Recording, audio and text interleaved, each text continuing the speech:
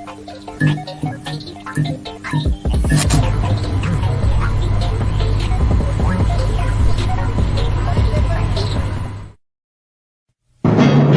Jeff Meacham Network's Multiverse of Media. For over 15 years, the recognized symbol of excellence and the standard bearer in coverage of sports and entertainment.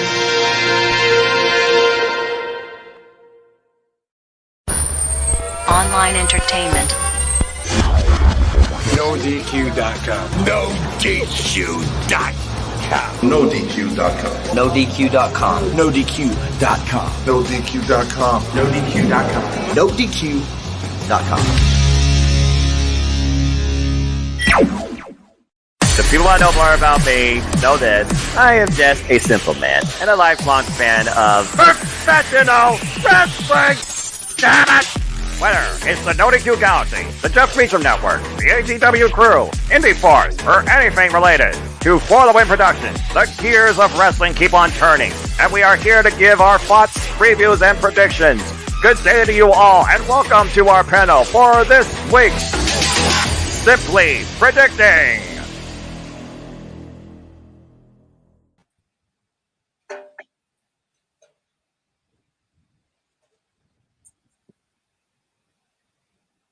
It's about time all this madness comes to an end as the sum of the parts versus the parts of the sum. And we look to settle the scores once and for all in the only way WWE knows how to do on this usual November tradition too. As we bring you our thoughts, discussion, conversation, and predictions for WWE Survivor Series War Games. So let's get right into it. Battle stations, everybody.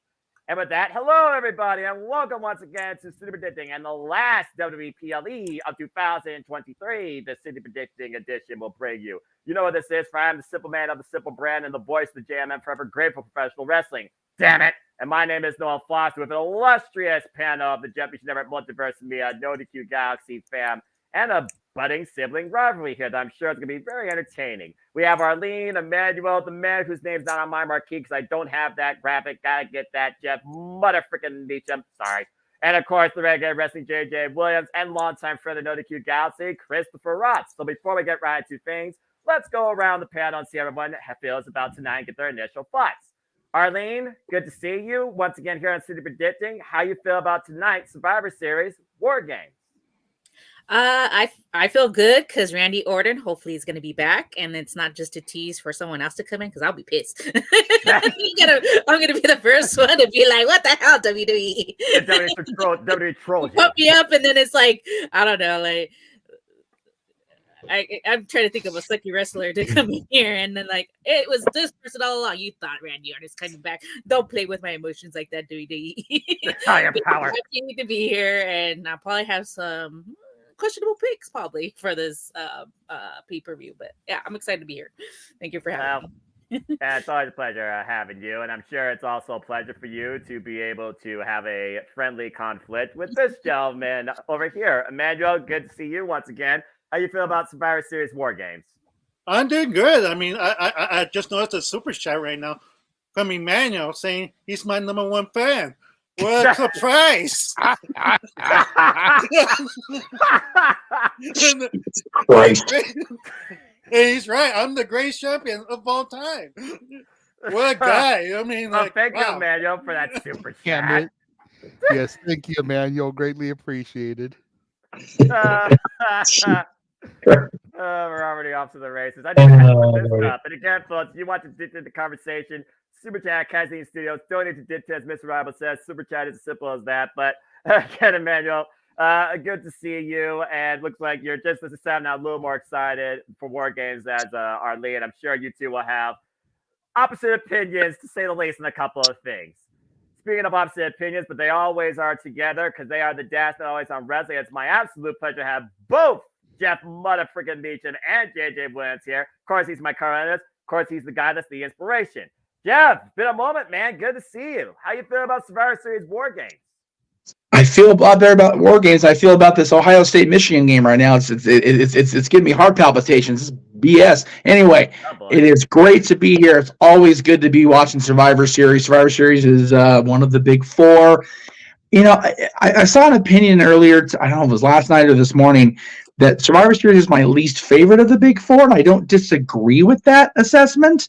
But I think mainly it's because the theming of Survivor Series has kind of like tapered off here in recent years. It's not just teams of five strive to survive anymore. It's a mixed bag of everything. So I think the specialness of Survivor Series has kind of taken a back seat in more recent years. But I always look forward to having a big four. Always look forward to having you two gentlemen call a premium live event on the Jeff Meacham Network, Multiverse of Media. So I'm here for it. Let's get it done, brothers. All right. Well, as I bring our last panelist, let's go ahead and get my color analyst spots real quick. JJ, always a pleasure. We call it. We simply chat about it. We discuss it. We rant about it. And, of course, you are the host that endures all the shenanigans that, of course, are the weekly Saturday night standard that is open-minded that, of course, we'll do after Survivor Series. So I go to you next, JJ. How you feeling about tonight's War Games? You know, I'm really looking forward to this show. I know a lot of people. I've watched a few different prediction panels over the week, and I know a lot of people are like rating this as like a 6 out of 10 for excitement level. I'm pretty stoked. I definitely feel this is more than a 2-match card. Fair. You know, I at least feel it's a 4-match card out of 5 matches that have been announced. But that's because, you know, in contrast to you, I'm more rooted in the sports entertainment, where you're more rooted in the professional wrestling. Damn it! But you digress. Just by the T-shirt, we all know I did. I don't market myself. I'm looking forward to this show. There's a couple of matches that I'm still on the fence about, and I'll see kind of what everybody's thoughts are, you know, what some people's hair think about it, you know, and we'll just see how things go from here. That's how we always do things across the multiverse, and in the wrestling industry, if we're being perfectly honest here, too. Well, JJ, looking forward to calling War Games, and this time, literally, War Games, calling it with you for the first time in WWE history tonight, too. And well, of course, did one of them last year, but yeah. It was one of those things where James had never called a War Games match and had already stepped away from the WWE broadcasts. And I was like, you know what, bro? You said you've never called one, always wanted one. You do one. I already did one. So it was all about sharing. 'Tis the season, right? That's what the holidays are all about, sharing and giving. Well, not taking and consuming. But this year, it's been a year since then. God damn it, it's my turn to sit there and take it all in and do both matches with you, brother. And I'm looking forward to it. As am I every time I get to call anything in and out of that squared circle. Now I have 2 of them to deal with. Speaking of 2, I got 2 great friends of the NoDQ Galaxy here, as always, too. Also been part of this league for the entirety of 2023. I'm going to go down to the very bottom with Gator Man himself. Dwayne, been a while, man. Good to see you once again. Dwayne Atkinson, folks. Dwayne, how you feeling about Survivor Series War Games? Man, it's great to finally be back with you guys. I miss hanging out with y'all. I am super excited. Survivor Series has always been one of my favorite PLEs. And now the fact that they've got War Games once again this year just amps it up even more for me. I heard bits and pieces, are certain people going to show up or what the deal is. That's what I'm enjoying about this the most, is the element of surprise, because we don't know, So we don't have to worry about social media and all that spoiling it out for us, So we're just going to wait and see. Whatever happens, it's going to be a great show tonight. I'm looking forward to all the matches. All right. I love that. And last but certainly not least, he is the guy that participated in all 5 of my leagues this year. You crazy son of a gun. But he's also happy to be here. Like Big G, he's got a kind heart.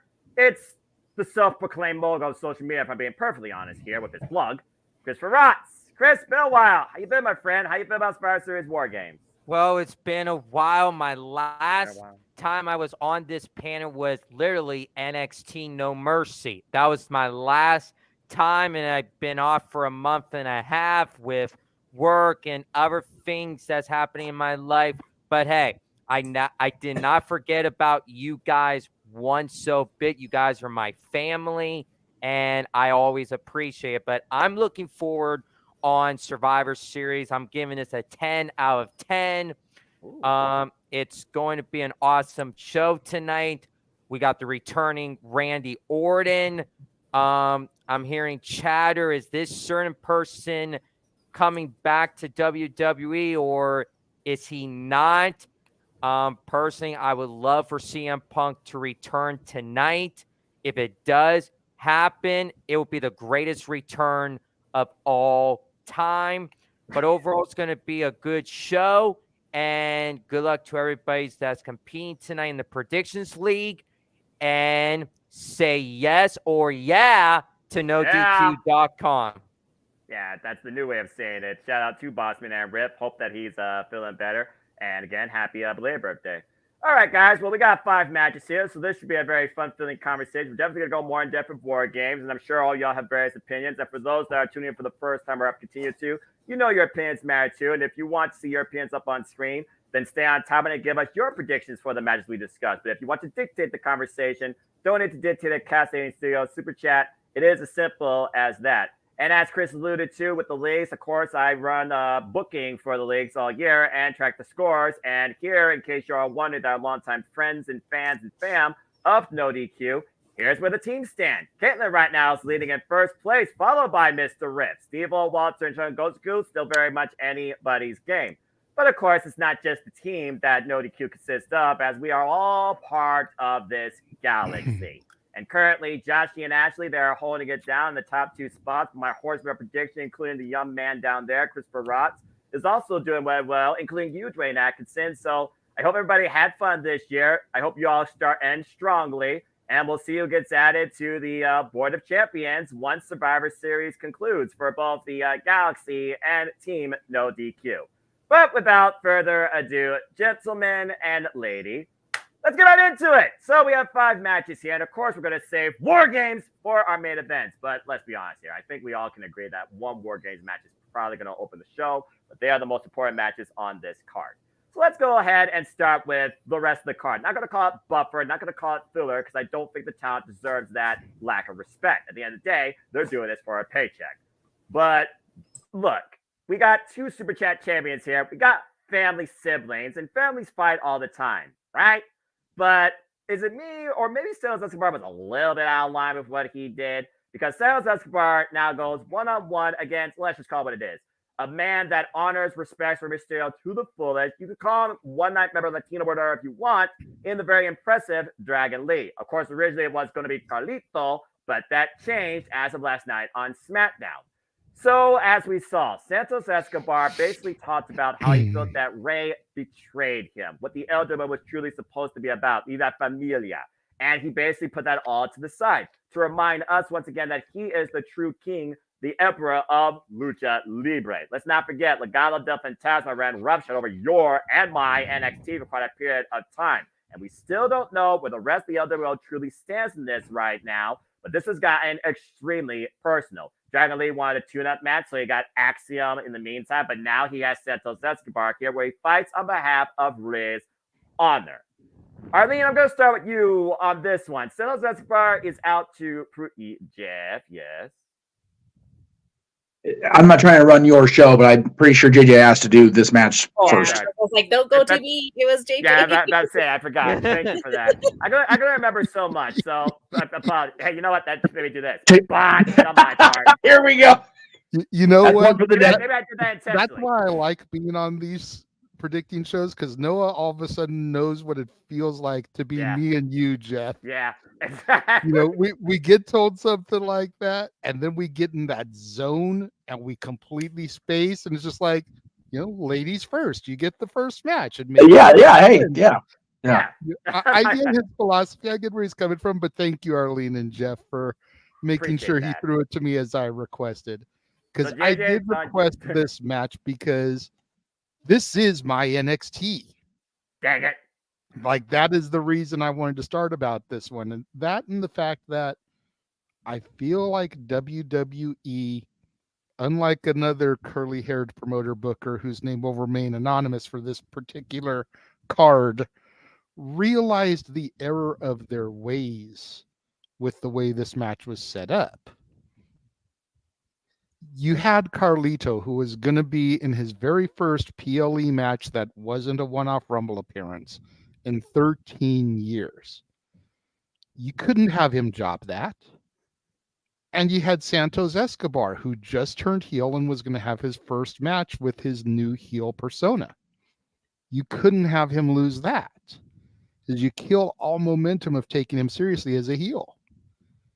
So, do the backstage attack, the ringside attack, get Carlito out of the match, and Dragon Lee can take the L without it affecting his momentum. Santos has to win this match. Otherwise, everything he's trying to do with his heel turn is going to be null void. Dead on arrival. Dragon Lee can take that L and get a win back on SmackDown next week, and it will not phase his push. Santos takes a loss here. Done. Santos for the win.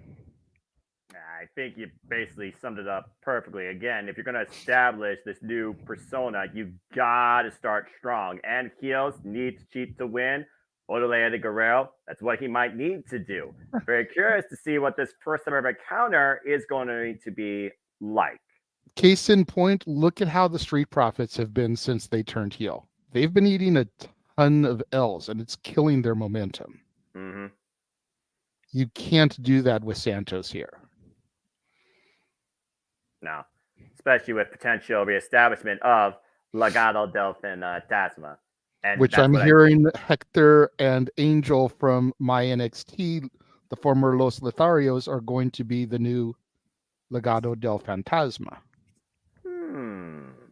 That's an interesting setup for what could be six-man Lucha Libre action if Rey comes back, or if Carlito does feud, or if Dragon Lee continues to feud. I'm starting to see something here, because you got to fill something for December if you got nothing until January's Royal Rumble. All right. There's also rumors of Elektra Lopez coming back with him as well. Mm-hmm. To counteract Zelina Vega staying with the LWO. Makes me wonder, though, will Levi's going to go with her, because those two have been a dynamic duo, as you know, in your NXT, JJ.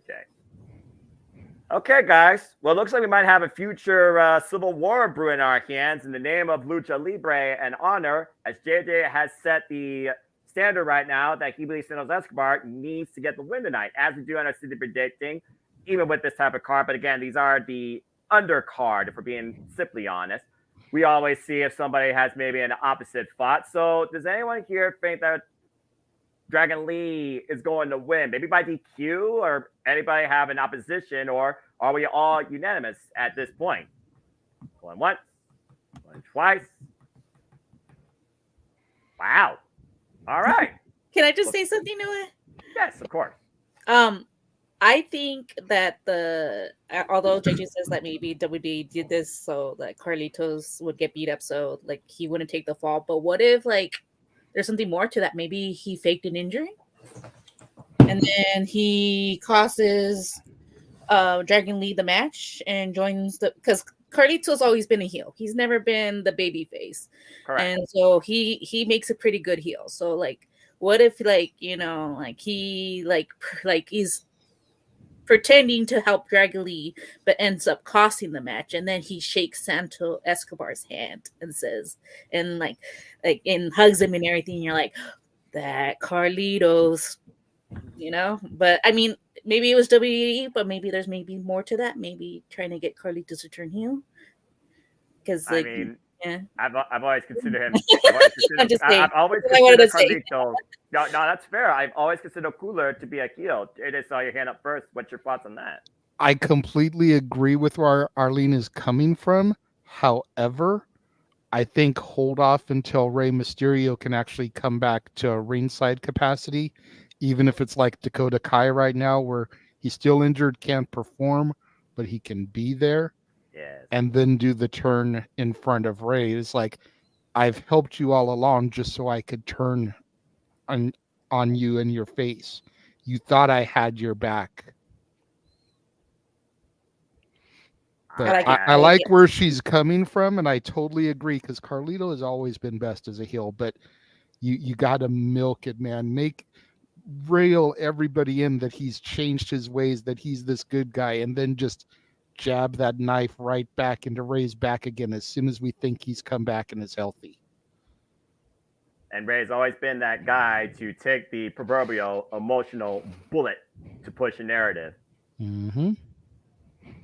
Chris, I see your hand up. What's on your mind regarding? Well, as far as this, I agree. Santos needs this win more than Dragon Lee does, but I think the complete opposite of Arlene says. I think Carlito is going to be still a babyface because he just came back at Fastlane. They would not have Carlito turn heel this quickly. I think Carlito needs to stay a face once we get that group versus group match with Santos, maybe Angel and Humberto, or maybe even the Offers of Pain if they ever show back up to WWE, and take on Rey Mysterio, Carlito, and I think Dragon Lee is going to be a part of this thing and make it a six-man tag, or if they're going to do Elektra Lopez, Selena Vega, make it an 8-person tag. But if they don't do Dragon Lee a part of this, why don't you bring in Bad Bunny for this time? Because what we saw at Backlash with the LWO helping Bad Bunny, that could be long-term storytelling that, hey, if we don't want Dragon Lee to be a part of this, we go with option B and you bring in Bad Bunny for this. That's fair. I mean, WrestleMania, Bad Bunny, Rey Mysterio, Dragon Lee, and Carlito 8-man tag against Legado del Fantasma. That could be quite a spectacle in the city of Brotherly Love, where a brother really turned on a brother. It almost sounds like a interesting long-term story with main entertainment, talent, book appeal. That's more money. It's a very fair fight. Y'all might be literally planning out the way they might be spending this out to WrestleMania, and this would be the perfect time to do it. I agree. I don't think you pull the Carlito heel trigger until WrestleMania. You can plant the seeds maybe in the Rumble, have him accidentally eliminate Ray or accidentally eliminate Joaquin or Cruz if they're in there, you know. Right. But you stretch this out and have that vital heel turn in Philly. Yeah. Yes, Emmanuel. So we're talking about Latino World Order versus Latino World Order Wolfpack? Are we kidding me? No, it's LWO versus Legado del Fantasma. Yes, that's what we're thinking. Okay. It's the NWO versus the BWO. Okay, I just clarifying. Okay. No. In all seriousness, it's more like NWO versus DX. That's what I was thinking, to be perfectly honest. I just wanted to get the reaction from him, see if he would actually give the gratuitous walk-off. You almost got there, but all right. Well, good stuff for this. It's all good. Good stuff in the opening thoughts of that match. But that being said, where we talk about, taking things seriously versus maybe taking it foolishly or, not being up to the caliber. Ladies and gentlemen, I demand all your gratitude for your reigning Intercontinental Heavyweight Champion, the Ring General, Gunther, who will be defending the gold against The Miz. Now, this is literally the definition of the premier professional wrestler example versus the sports entertainer, or so I thought initially when I saw this made. And then I saw that promo that chastised The Miz for being what everyone thinks he really is. But now The Miz is out to prove a point in a different way versus what he's been trying to do his entire career. The things to consider here is Gunther is the longest reigning WWE Intercontinental Champion in WWE history when this title, of course, was first established by, of course, Pat Patterson. And now it's over 525 days. I've lost count numbers. And, of course, The Miz, he was the last prolific Intercontinental Champion, in my opinion, and that was all the way back in 2016 when he wanted to make this title must-see, the most important thing. We're all talking about the Intercontinental Championship, the Workhorse Championship. But the thing also about this, The Miz wins it, he will, I believe, tie Chris Jericho for the amount of reigns, which is another very interesting statistic here. Mm-hmm. We also know the Intercontinental Championship leads you to bigger things. And I've sensed bigger things for Gunther, particularly in 2024, but that might be a little bit longer away. Blaine, I'm going to go with you on this one when it comes to the Intercontinental Championship. What do you expect to see when it comes to Gunther versus The Miz? Will The Miz continue his own way that brought him to the dance in the first place, so he continue to play, or will he try to beat Gunther at his own game? Because it seems like The Miz right now, he's out to prove a point. First thing would be Miz does not need to get out in a chopping match with Gunther. That I do agree with. I agree where The Miz is coming from. I also agree where Gunther is saying about The Miz being just an entertainer, because really when was the last time The Miz actually had probably an authentic wrestling match with anybody that was a great match? It's been a while. Most of his matches here as of late, have been, stellar at best, but they haven't been great. In fact, he's taken an L more than he has a W over time. But I think The Miz is going to probably give him a good run for his money. He's going to probably surprise Gunther, but I just don't see Miz beating Gunther. In fact, after this, I'm waiting to see what's next for him. I have an idea where they might go with it, but I'll say that for a later stream. But I'm putting it all on Gunther. I think that's very fair, considering nobody's been able to oppose him. You put a name in front of Gunther, he's beating them all. The most recent I remember, of course, Chad Gable. And Chad Gable had 2 attempts. Before we open it up, anyone have an opposing thought to The Miz maybe dethroning the Ling General in capacity? Going once, going twice. What? Okay. Arlene, I saw your hand first. Then we'll go to the man whose name's not on my marquee, but recognized as it should be. Arlene, your thoughts? I think The Miz is going to win. And here's why. Lately, they've been building him up to be turning him babyface. Right now, they're kind of teasing the breakup of the Imperium. Walter has been I'm not really good at names with the Imperium, sorry. No, you're fine. He's been getting on the one of their cases to really like, you need to be more like him. And essentially, like if you're being compared, like you need to be more like him. Like, see, like he's been like, he knows like he's doing his job. You haven't been living up to your expectations. That gets into your head. And so it's like maybe he's had enough of this. Like I know what I'm worth, and maybe he costs Gunther the match, and that will probably lead to him facing off. I'm sorry, I'm not really good at their names, but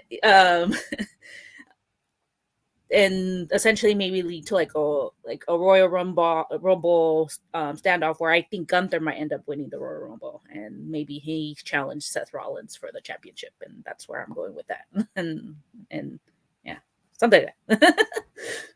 Well, I mean, someone has to be in eventually if he's going to get, I would think, the premier title, whatever brand he's on, brand split LL, because I just don't see him doing what we'll soon be covering on our Road to 40 with WrestleMania 6, but that's a different conversation. Yeah, if I saw your hand up after Arlene, what's your take on this Intercontinental Championship match, or Gunther and The Miz in general? Damn thing.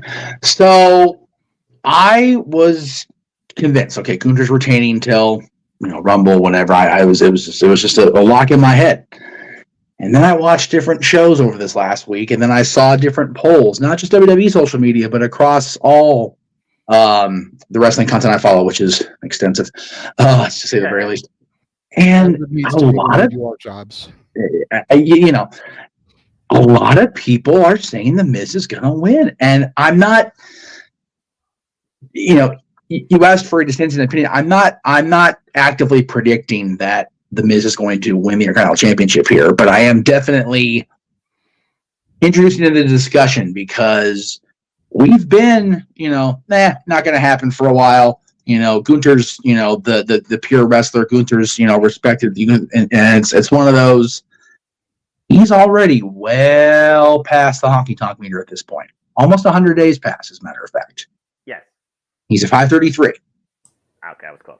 I would not be surprised if they went, you know what? We got Honky out of the record books. Let's just go ahead and see what happens with Imperium imploding here at Survivor Series. And Miz being a babyface, I don't think is the relevant point in making the switch. But I tell you what, you wanna pop in Chicago? You want a Road Warrior pop? How about Gunther dropping the title? Not saying it's going to happen. My official prediction is still Gunther. But that's probably the biggest what if for me tonight, other than the looming possibility of a return. Right. Yes, JJ. I am officially going to pick The Miz. Oh! I am officially going to pick The Miz. Okay. And I'm going to tell you why. Uh-huh. It comes down to the fact that WWE is petty. When they said on the broadcast on Monday that The Miz would tie the record for the most Intercontinental Championships, you notice they didn't say with whom. Mm-hmm. Oh, that's true. They didn't. They didn't say his name. They would be tying Chris Jericho. Yes, sir. All Elite. Yep. Which means that The Miz would then only need one more reign to surpass Jericho. Correct. Yes. And who's to say that this reign has to be a long run? True. I do have other reasons why I think that he may win. But if I gave those out over here on the air, I'd be plagiarizing them because I clearly stole them from my daughter. And if you want to know what she thinks about this match, well then, tune into the Multiverse of Media at 4 Pacific, 7 Eastern, when she gives her thoughts on our pre-show. Yay, talk to us. She made a very solid, intelligent case to me, and I cannot dispute her logic. She, 14 years old, swayed me. In addition to me thinking about the whole Jericho record thing and how petty they were on Monday. I love it. Argument in that. So I'll wait for you guys to hear what she thinks. I love it. I really do enjoy that. Again, that's what this is all about. I love Chase Fry. Give it to Emmanuel, then Chris. You also talked about polls and discussions. A shout out to those that put in their picks. Cool, not limited to Gina, Mike, Polar Mike, Scott Cater, Ryan Dempsey, Alistair, Sienna, Garrett, and of course many others. I see over 54 of you put in picks so far. And as far as this match goes for the Intercontinental Championship, it is not unanimous. 3 people did pick The Miz out of the poll of 54, but Gooper is still the overall choice for the whole thing. Okay. So Emmanuel's pointing me that way like a traffic cop. So, yes, Chris. Well, I know what you guys are saying about The Miz winning the Intercontinental Championship. I don't see it happening tonight. I do have Gunther retaining tonight, and he's going to hold on to that Intercontinental Championship all the way to WrestleMania. And I don't see him winning the Royal Rumble. I don't see them having champion versus championship, a unification match. I don't see that happening. I see Gunther retaining, here tonight go into WrestleMania as championship. And the three superstars I have a gut feeling are most likely going to dethrone Gunther for the Intercontinental Championship. If they go with this, you go with option A. You give Chad Gable his WrestleMania moment and dethroning Gunther for the Intercontinental Championship. Option B, you do Brock Lesnar dethroning Gunther for the Intercontinental Championship. Or you go with option C, before he retires from WWE, you give Sheamus that opportunity to dethrone Gunther for the Intercontinental Championship, and he finally becomes a Grand Slam champion. All right. Ooh. I mean, again, it's the one thing that Sheamus hasn't gotten. Again, a lot of interesting thoughts regarding the Workhorse Championship, but the overall consensus is it sounds like the Workhorse Championship will remain sacred. Before we move on, yes, Emmanuel, I see your hand. Yeah. I wanted to comment on that too. Like, I don't feel Gunther is going to lose it to the Miz. Look, hear me out. Like, Miz doesn't need the rub. He already is a two-time Grand Slam champion that in WWE history. I agree WWE is petty, but who is petty? Vince McMahon. Vince McMahon's no longer in charge. So take that out of the conversation. Let's face it, it's Vince McMahon who has been petty. Not WWE, because not longer Vince McMahon is TKO running things. And even though it's Chris Jericho's name on it, I don't think it's fair. Because I think Jericho, like, it's well deserving. It could be, the longest reigning IC title. Like, and he was a great, WWE superstar. But I think it's more likely Gunther to get the rub for a new upcoming superstar than an old veteran like Sheamus, like Chad Gable, and etc. Because they don't really need it. They're gonna get over it either way. If someone has to come by, if somebody they see a future upon them, and I think it's gonna be like Carmelo Hayes type of guy who might dethrone Gunther. Okay. I saw JJ, I believe, and then Dwayne will go to you on this, as this went a lot more in depth than I thought, but I love that. Yes, JJ, go ahead, and then Dwayne, you'll finish this out. I was going to bring up 2 points to what Emmanuel just said. Number one, and then you kind of said at the end, you feel Carmelo Hayes. I was going to say, if not The Miz, then who? Because they've kind of backed themselves into a corner here when it comes to Gunther, much like they've done with Roman Reigns, who's not on the card. We're not going to go down that road. Don't need Noah to rant. If you want Noah to rant about Roman Reigns, that's going to take a $20 super chat. But they've kind of backed themselves into a corner when it comes to Gunther here, because it's like, if not Miz, then who? And to Emmanuel's point about it's Vince who is petty, not WWE, not Triple H, I can ride with you on that to a certain extent. But if rumors are to be believed, Triple H has never liked Chris Jericho. Mm-hmm. So if rumors are to be believed, with Triple H in charge of the book, erase. This never happened. Just saying. The thing that you know is not the things of this world. And again, I mean, we've seen the updates with the WWE entrance to that point. But yes, Dwayne, I saw you down there at the bottom with your hand up as well. You have any last thoughts regarding, well, anything you heard? Actually, I want to piggyback off that gentleman. I'm sorry, I can't remember your name. For real, I can't remember. But anyway, I really thought for a split second he was going to go with the same theory that I had up until he said Carmelo Hayes. To me, it needs to be somebody that they see big in us, that's got a future with this company. Somebody that's going to raise them up, to the next mid-card, possibly main event level. There's only one person I think that hasn't even had a shot at it yet. I think Papa could possibly dethrone Gunther, and that would be his own teammate, Ludwig Kaiser. Oh. He knows all his tricks. He knows all his secrets. You know,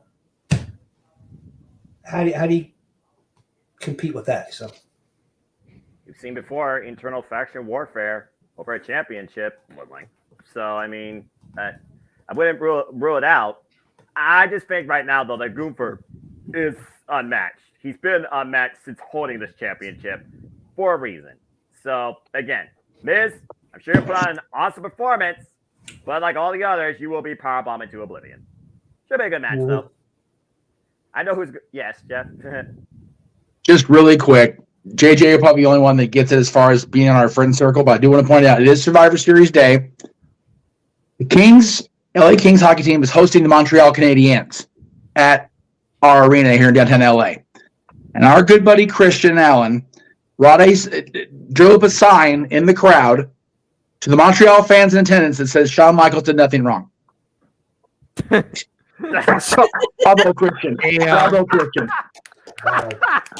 Straight troll on the whole Habs audience. You love to see that shit. Go Kings, go! All right, I'm good. Okay. I'm good. Well, hey, now I know who's on top of things there, but I mean, Arlene, because you are the only lady here, is anyone on top more besides Mommy and WWE when it comes to Judgment Day and this championship? The only women's championship being presented tonight as we move forward. That was awesome. Rhea Ripley defends the WWE Women's World Championship. Hey, I got the name right. Against Zoe Stark. As we've seen lately on Monday Night Raw, they have really, I'll give credits due. Let me go ahead and put myself on camera. They have really done a lot of work to put forward the women in WWE, and I'm really glad to see that. And Zoe Stark, she's really trying to come into her own. Promo skills, yeah, it's still something to work on, and this man can attest to that. But she's shown us what she's capable of, that she can do inside the ring and how far she's willing to go, and she's continually trying to learn and grow. But Arlene, seriously, you're the female on top of the panel. Here in the top left-hand corner of my screen, is anybody on top more besides Rhea Ripley? I mean, let's just put it out here. But your thoughts on this women's title match? Rhea's gonna win it, and I it's like with the men's, they backed themselves into a corner. I mean, Rhea's basically faced almost everybody on that Raw roster, and she's beat them all. I mean, the next person she needs to face to the championship is Nia Jax, and I don't think anyone wants to see her champ either. So, I mean, if you think about it, like no one's been able to beat her, and I mean, at this point, are you gonna have someone from NXT come in? But I mean, they need to start building someone now, because if you're gonna take down Mommy, it's gonna have to be someone greater than Mommy, and they need to start building a female superstar to live up to that standard that Rhea has pulled right now. And honestly, I don't see it right now. I do. But right now, I think Rhea's gonna win.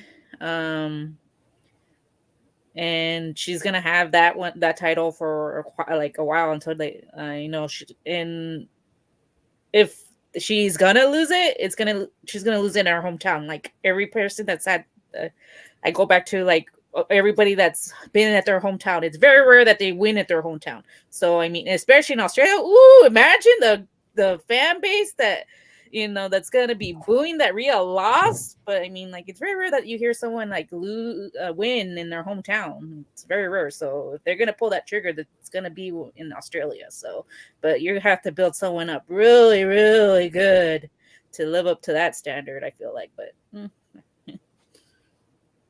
Rhea's all right, fair enough. So she's got Mommy. So I wonder what's better, Mommy or a particular. Well, I won't go there yet. Before I open up to anybody else, does anyone have an opposition to fate that Zoe Stark's going to win this? Going once, going twice, and well, dang. Again, to her point, though, I think she's absolutely on the money with that. And just so you all know, the 54 people that put in their vote is unanimous. So that being said, who else believes that Mommy can't be on top is a different question for a different day. But let's go around and see if anyone does have thoughts, because I could just see JJ thinking, especially with what I just saw in the chat. And honestly, guys, maybe this is the way you bring her in, and maybe she is the one to put her in the bottom. Mm. But Dwayne, I did hear you subtly during Arlene's dissertation that you think there is maybe somebody else. Was Jade on your mind before I open it up to everybody else? Do you have another woman in mind? What do you got? Jade was one I had in mind, but also another thing when she's talking about everybody that loses in their hometown, that was also a Vince thing as well.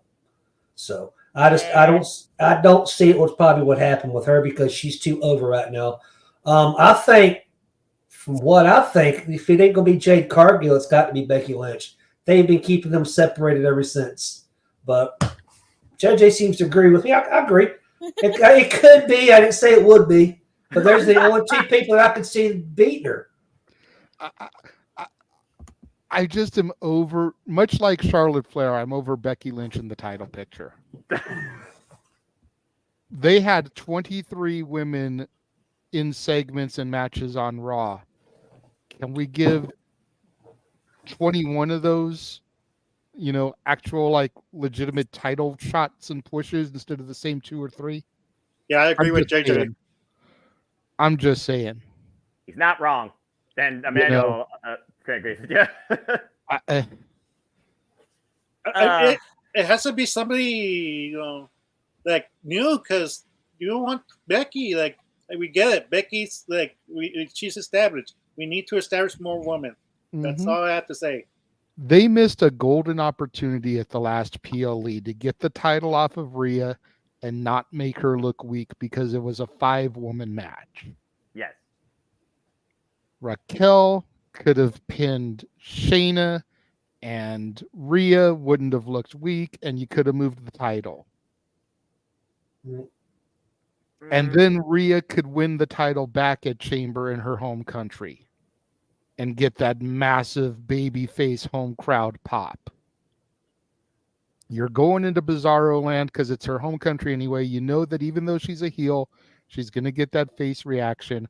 Let her have that moment in her home country. And then come Mania, she can lose it to whoever the new up-and-comer is.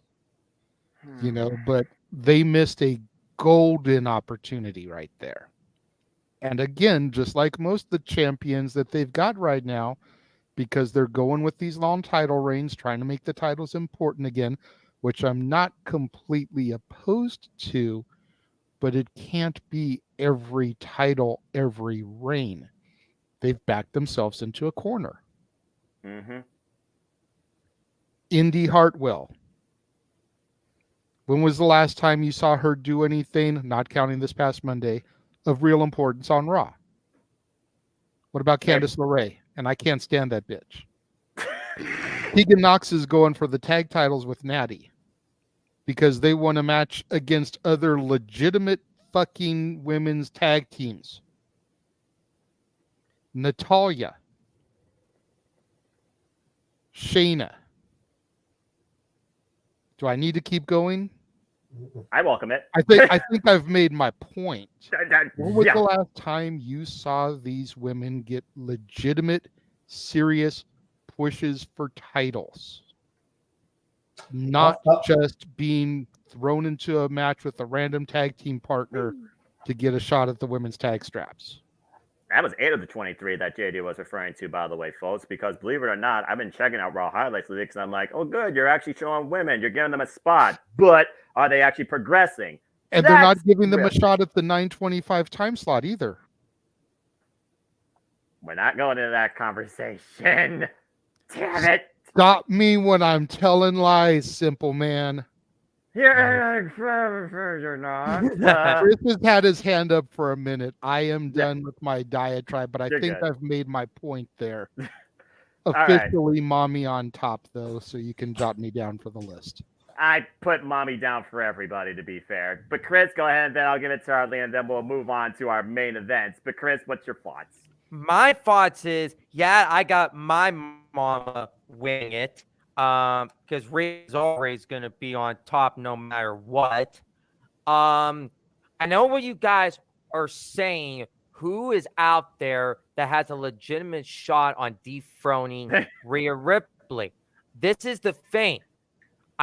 With Jade Cargill, I understand she is just going to come in. Are they going to actually have her come in, get a championship, and win? No, I don't want that to happen. It needs to start out slow and work up to the top. So I don't see Jade Cargill being the girl, being the superstar to defeat Rhea. You triggered JJ. You triggered JJ. Oh shoot. But you guys are making me cracked up here. So no, it's all good, bro. But I know what everybody is saying about Rhea and Becky. I would love for them to maybe have Rhea and Becky at the Rumble. Do that beforehand, because I've been saying it on panels after panels after panel, and I've been hitting this very hardly, that I think WrestleMania is where you have Rhea Ripley lose her championship to Liv Morgan. I have hopes Liv Morgan dethroning Rhea Ripley as women's champion, because here's the thing. Rhea is the reason she betrayed Liv Morgan. Rhea is the reason Liv Morgan is injured. Liv Morgan is going to be the reason she possibly won the Royal Rumble match facing Rhea Ripley, and Liv Morgan is the person to dethrone Rhea Ripley. And I think that is long-term storytelling right there. And I picked it up back like earlier on in 2022 when they were teaming. Rhea and Liv teamed up going for the tag team championships, and Rhea betrayed Liv to join Judgment Day. Rhea took Liv out. Liv is going to come back, possibly beat Rhea Ripley for that women's championship.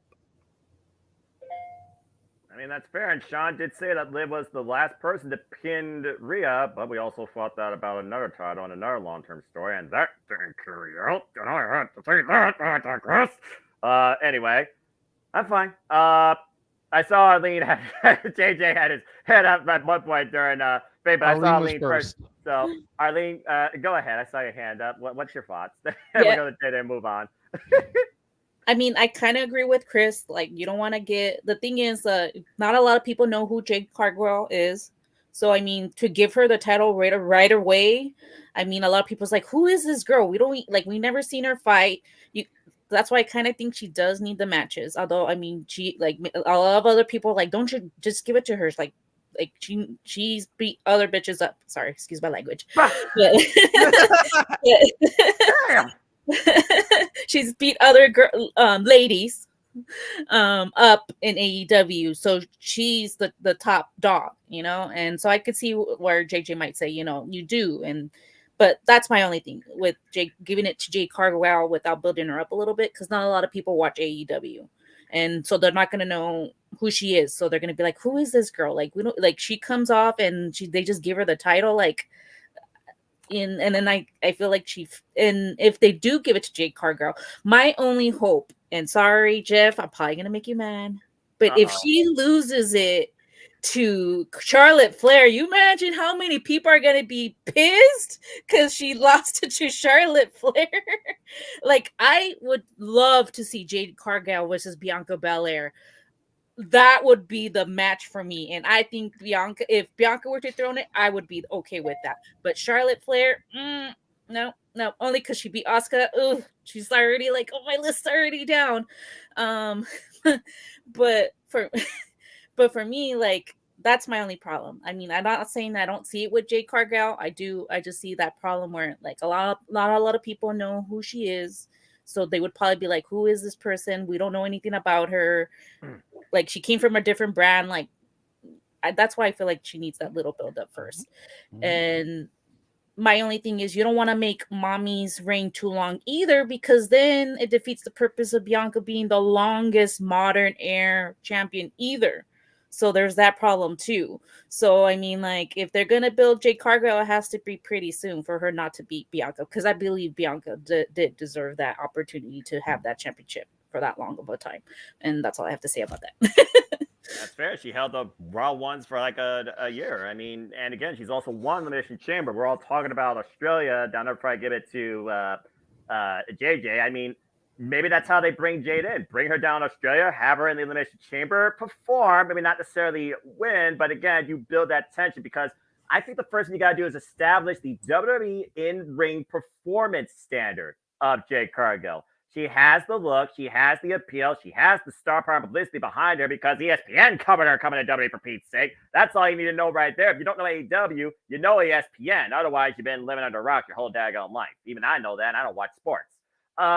So it is one of those things where I do think you seriously need to give us some sort of idea who could beat Rhea, but I don't know if it needs to happen to say Elimination Chamber. But it definitely needs to happen by WrestleMania. And maybe Jade is one of the potentials. But I don't think it needs to necessarily be somebody that's been in that spot constantly before. Because I do think everyone wants something different. But so far, everyone still seems to be okay with Mommy on top. We'll see how long that goes, though. But JJ, I mean, I saw your and then I also, and again, we said Jade, ding, Jade, ding, Jade, ding. I just know your brain's been whirling so many thoughts. So before we move on, what's been your take on this whole idea of Rhea versus Jade possibly being set something down the line, or Jade being included in maybe the WWE Women's Championship towards WrestleMania, or just Jade's, introduction to the WWE Universe in some way capacity? Go ahead. Let me talk to you. Yeah. Yeah. To Chris, my only issue with Liv, okay, and trust and believe when I say I do not have the issue with Liv that the entire rest of my house does. The only issue with Liv is her last title reign went over like a fart in church. Because it was Ronda Rousey. Yes. Rhea Ripley is on that level. If Liv Morgan defeats Io Sky, no disrespect to Io, not going to be as big of a deal. Like, her title reign would be a little bit more accepted. Mm-hmm. But for Liv Morgan to come out and defeat Rhea Ripley, who's damn near had a year-long reign, no. That it just not. I get it's professional wrestling. I get it's a suspension of your belief, but it's just not believable. And too many fans like realism in their professional wrestling now, their sports entertainment. And that's why the whole Liv Morgan, Ronda Rousey thing went over the way it did. Mm-hmm. It was a moment. It wasn't what it was supposed to be. You debuted Jade, like I've said all along since I first heard about her signing, in the Rumble. She wins the Rumble in her match debut. Then to Arlene's point, who's this chick? What does WWE do better than any other wrestling company? They build and promote.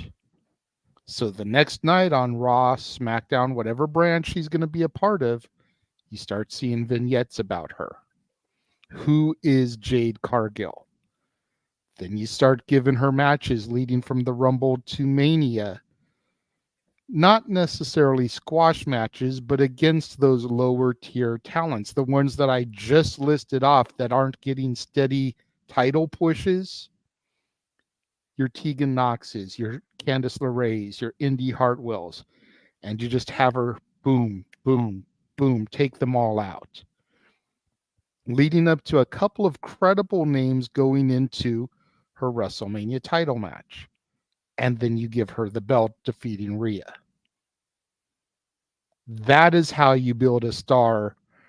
That is how you make it believable. And that's how you give that bitch, someone who's got the strength and the star power, the transition. And then when it comes to losing the title, we can work on that from there. Do I want it to be Charlotte? Fuck no. Keep her away from my Jade Cargill. But as long as she holds the title till at least SummerSlam, she doesn't need to have the run she had in AEW. Even I can admit that it got a little bit absurd towards the end. Because how long was I talking about wanting her to do an option C thing? Since she before she finally lost the title. Since she went 40-0 and she went to 60-0 and it never happened. Yeah, so for at least 20 matches, I was talking about her doing an option C deal. Yeah. And catching in the TBS title for a shot at the world title. So even I can acknowledge the fact that her run went way too long. So let her hold it till SummerSlam, Survivor Series, then drop it, find the next program for her. But it's a way to go to get the title off Mommy and have it be a believable contender, because you've got to look at Mommy's strength and power. Exactly. The only person that can really rival her right now is Bianca, Blue Brand. I know Brand Split LOL. Blue Brand, so it's going to take the Rumble. Or Raquel, who's already fallen more than once. Mm-hmm. So I wouldn't put her number 1, but I wouldn't put her number 30 either. 17. Yeah, I'd put her like mid-pack. Somewhere between 15 and 20. Somewhere in that range. I wouldn't let her come out too late, but I wouldn't have her come in too early. And for all the people, really quickly before we move on to the War Games matches, for all the people that be talking about, well, where is she? Where is she? Oh, they must have realized that she sucked so fucking bad when they signed her. They knew exactly what they were getting when they signed her, and they had a long-term plan from jump. What have the Kings been telling us for the past 10 years? Trust the process. They know exactly what they're doing with her. They knew that she was, we won't say greener than baby shit, but green like money, like her catchphrase, when they signed her. So they're keeping her off TV. They're just working her in the PC. They're getting her skills honed so that when she debuts on the main roster like the star that she is, they don't have to hide her weaknesses. Exactly. Come out strong out of the gate. Well said, JJ. All right, well, before we move into our main events, I saw your hand, Emmanuel. You got one last spot. Yeah, just real quick. Yeah, just real quick. JJ, at this point, I think you have to give up on Raquel at this point. Her baby face is great turn. It's not going anywhere. I agree. I'm just saying, like, strength-wise, that's the only person that really combats with Mommy, though. That's what I've been saying the last 2 different days. Why I thought Raquel should go badass on her like she did when she. Or Nia Jax, for that matter. I don't know about that. But I'm freaking planning for the stage and send her off packing for my NXT and last woman standing. She hasn't been the same since. Anyway, respect women's wrestling. This is what it means, folks, to preserve the presentation and grow the representation of the revolution of women's wrestling. And we will see if WWE can fulfill on that come 2024. Do I see much change at the end of by the end of 2023? Not really. But bottom line, like the Gals boys were at one point, this seems to be the only consistent thing. Mommy's on top. Okay. Well, good evolutionary discussion and fantasy booking warfare here on the WWE Motivation Media. But let's go ahead and get into our main events and hear from the man himself. Because if you want to settle a dispute, what do? You go to effing war. And I don't have chips for a reason, but this is beyond stupid.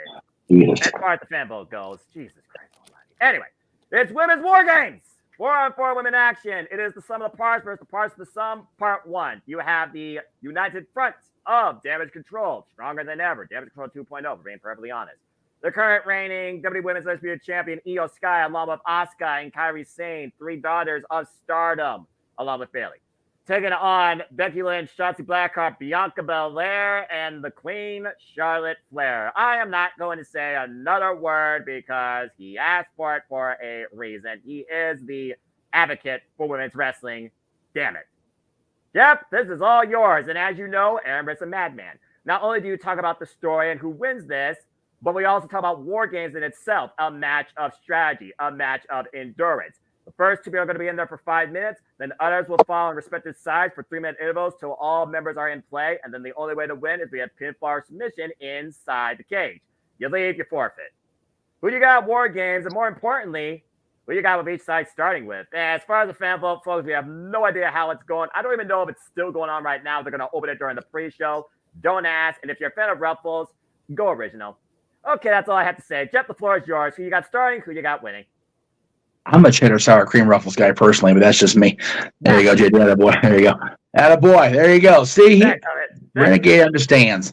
As far as okay, so I'm predicting the outcome and I'm predicting who's starting. Yep. Okay. Oh,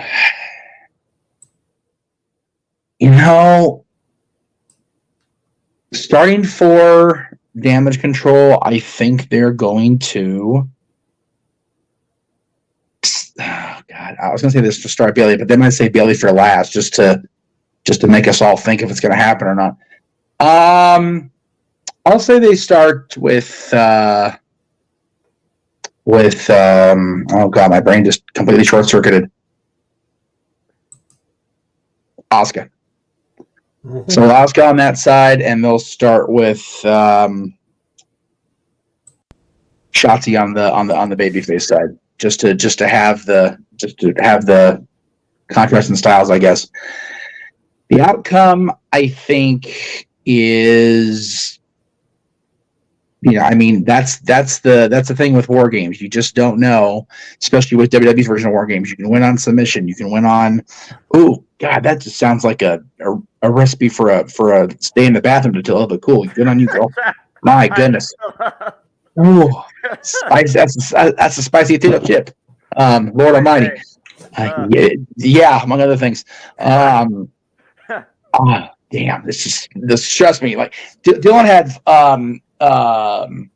jalapeno cheddar Cheetos, and I'm like, yeah, no, I'll try one, Daddy. It'll be okay. It wasn't okay. Oh God, I hate breaking War Games, but it's so cool to have the females involved. I still say, as much as I'm an advocate for women's wrestling, they completely rushed this storyline. It feels lesser than, even with involving big time Becks, even with having this story they did last night on SmackDown. Gee, can they get along? What a surprise! Can the partners coexist? Of course they can. It's Becky Lynch and Charlotte Flair, the two most overpushed, overhyped, prolific females they have in the company right now. Like, and this is coming from me. So I will say that the story they tell is, yes, they can coexist enough to defeat Damage Control, but it won't be because they won. It's because Damage Control imploded. So the babyfaces win this particular War Games match. Okay. Well, so we got Team Bianca and Shotzi and Asuka. For me, I look at experience. I mean, again, you look at this field. Let's just think about this real quick, shall we, folks? Who's been involved in War Games before, particularly? Io Sky dropped like a bomb on Nagasaki with a trash can on her freaking head, for Pete's sake. And Bianca Belair was also previously involved in War Games, and so was Sachi Blackheart. I can't recall whether or not Asuka was involved, but I think she was. And then everyone else, this is their first time ever in this extreme environment. But we know Becky Lynch can go extreme. They're not going against Charlotte Flair either, even though Becky and Charlotte had the Evolution Last Woman Standing match in 2017. But Becky went extreme on Tiffany Stratton. Sorry, JJ. On NXT No Mercy. And Bailey, yeah, you're right. She's a strategist. But there's another woman we aren't talking about here. And I think we really got to consider, guys, even though she's not cleared. Dakota Kai. I think there is a mutiny to come about, and I only say that because the Pirate Princess is back in WWE. Hello, Kyrie. Dakota Kai is not clear to compete, but it doesn't mean she hasn't been scheming. JJ Jeff, when I first talked with you guys about Damage Control at coming together at SummerSlam last year, what did I say? I thought that Dakota Kai was going to be the first one to break out and become a singles champion. She has yet to do it. In fact, she's never even got the NXT Women's Championship. That's still a damn crime, in my opinion. Multiple-time NXT Women's Tag Team Champion alongside Raquel. Ooh, Raquel, you might want to go back to your old friend, just saying. I think there might be a changing of the guard here. But the thing that gets me, I don't know if they pull the trigger tonight or save it till after Survivor Series. I think that affects the outcome. That's just some food for thought. I'm not throwing out my predictions yet, but I just want you all to consider Dakota Kai still gonna be a factor too. She's part of Damage Control, even though she's not part of this match. Doesn't mean she can't put something in the cage either too. So I just want you all to keep that in perspective. Now, since Ruffles spot, damn it, Emmanuel! Since Ruffles sponsor, the Jeff Beecham Network has his hand up next. I'll let him give his spots and give his picks and his team next. Emmanuel, the floor is yours. Go ahead. Ain't that the truth? I tried to plan the network out, and Jeff is checking his head no.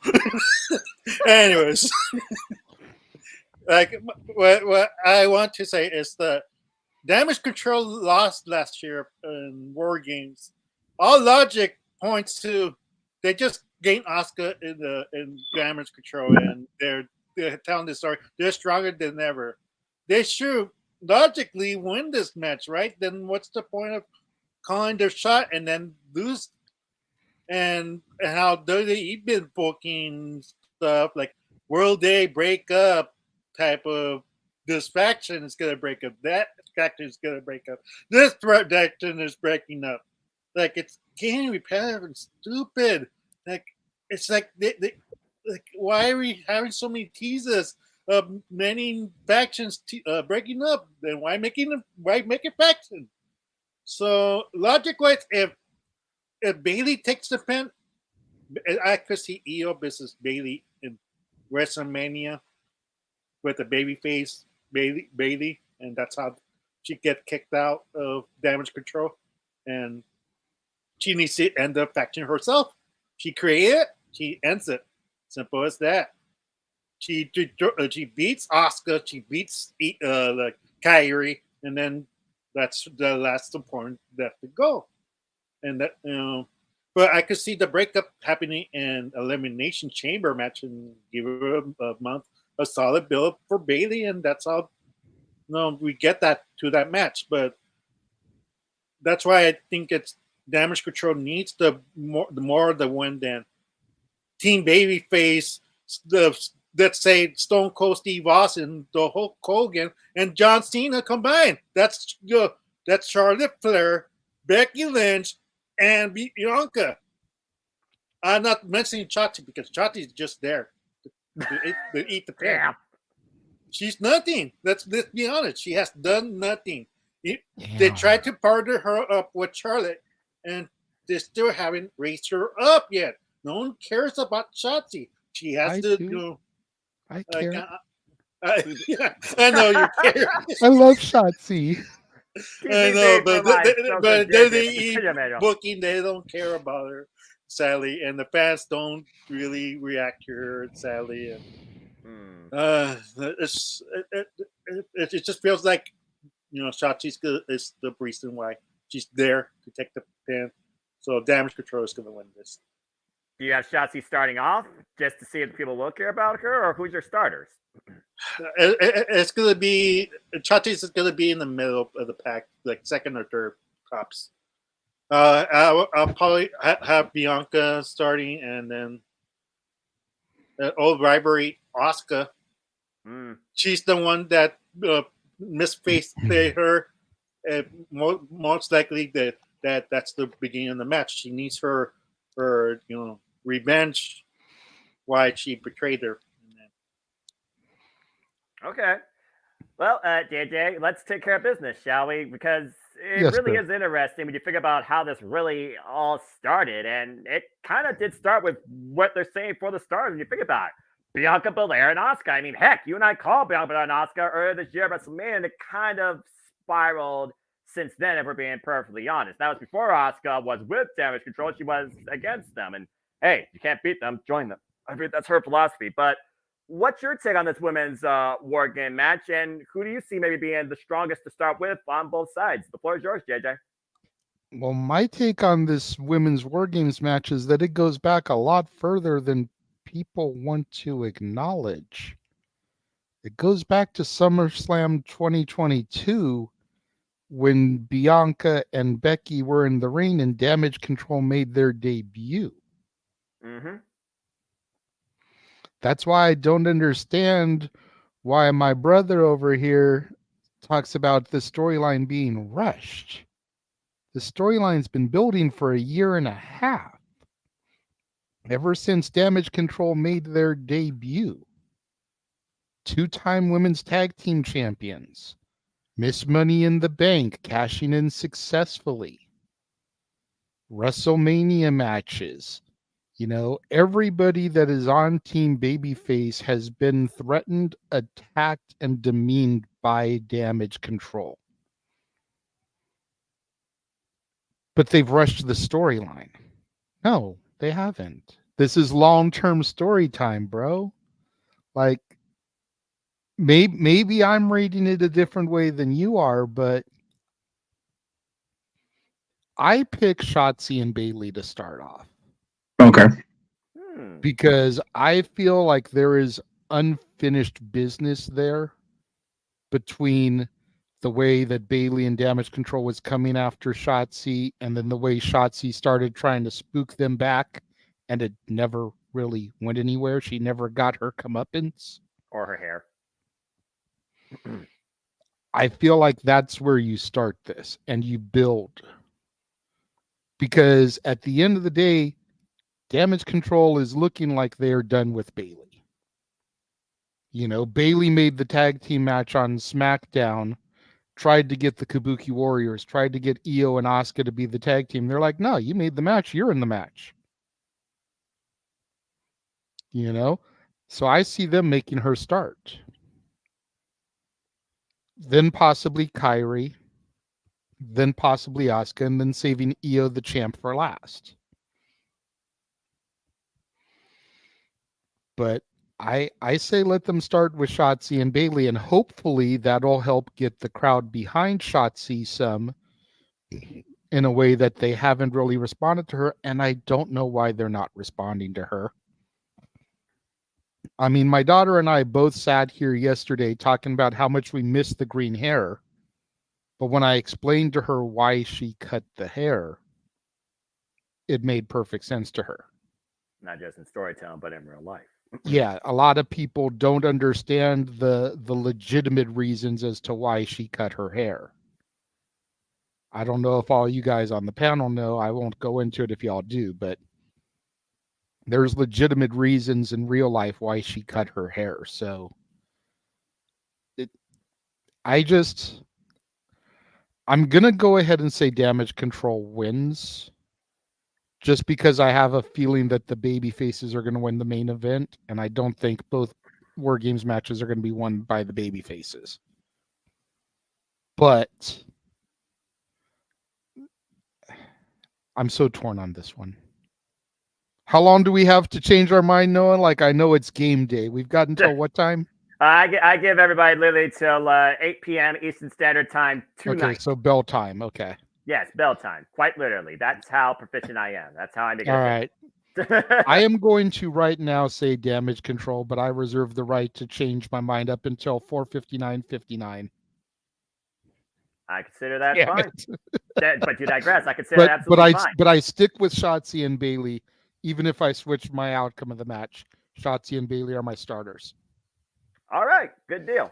Dwayne, let's go to you next. And again, JJ, very well put. Like I said, Damage Control, we thought at one point they were damaged goods. Like you said, they came into SummerSlam 2022, Bailey, Dakota Kai, and Io Sky. Of course, Io Sky, Dakota Kai, they became tag team champions twice.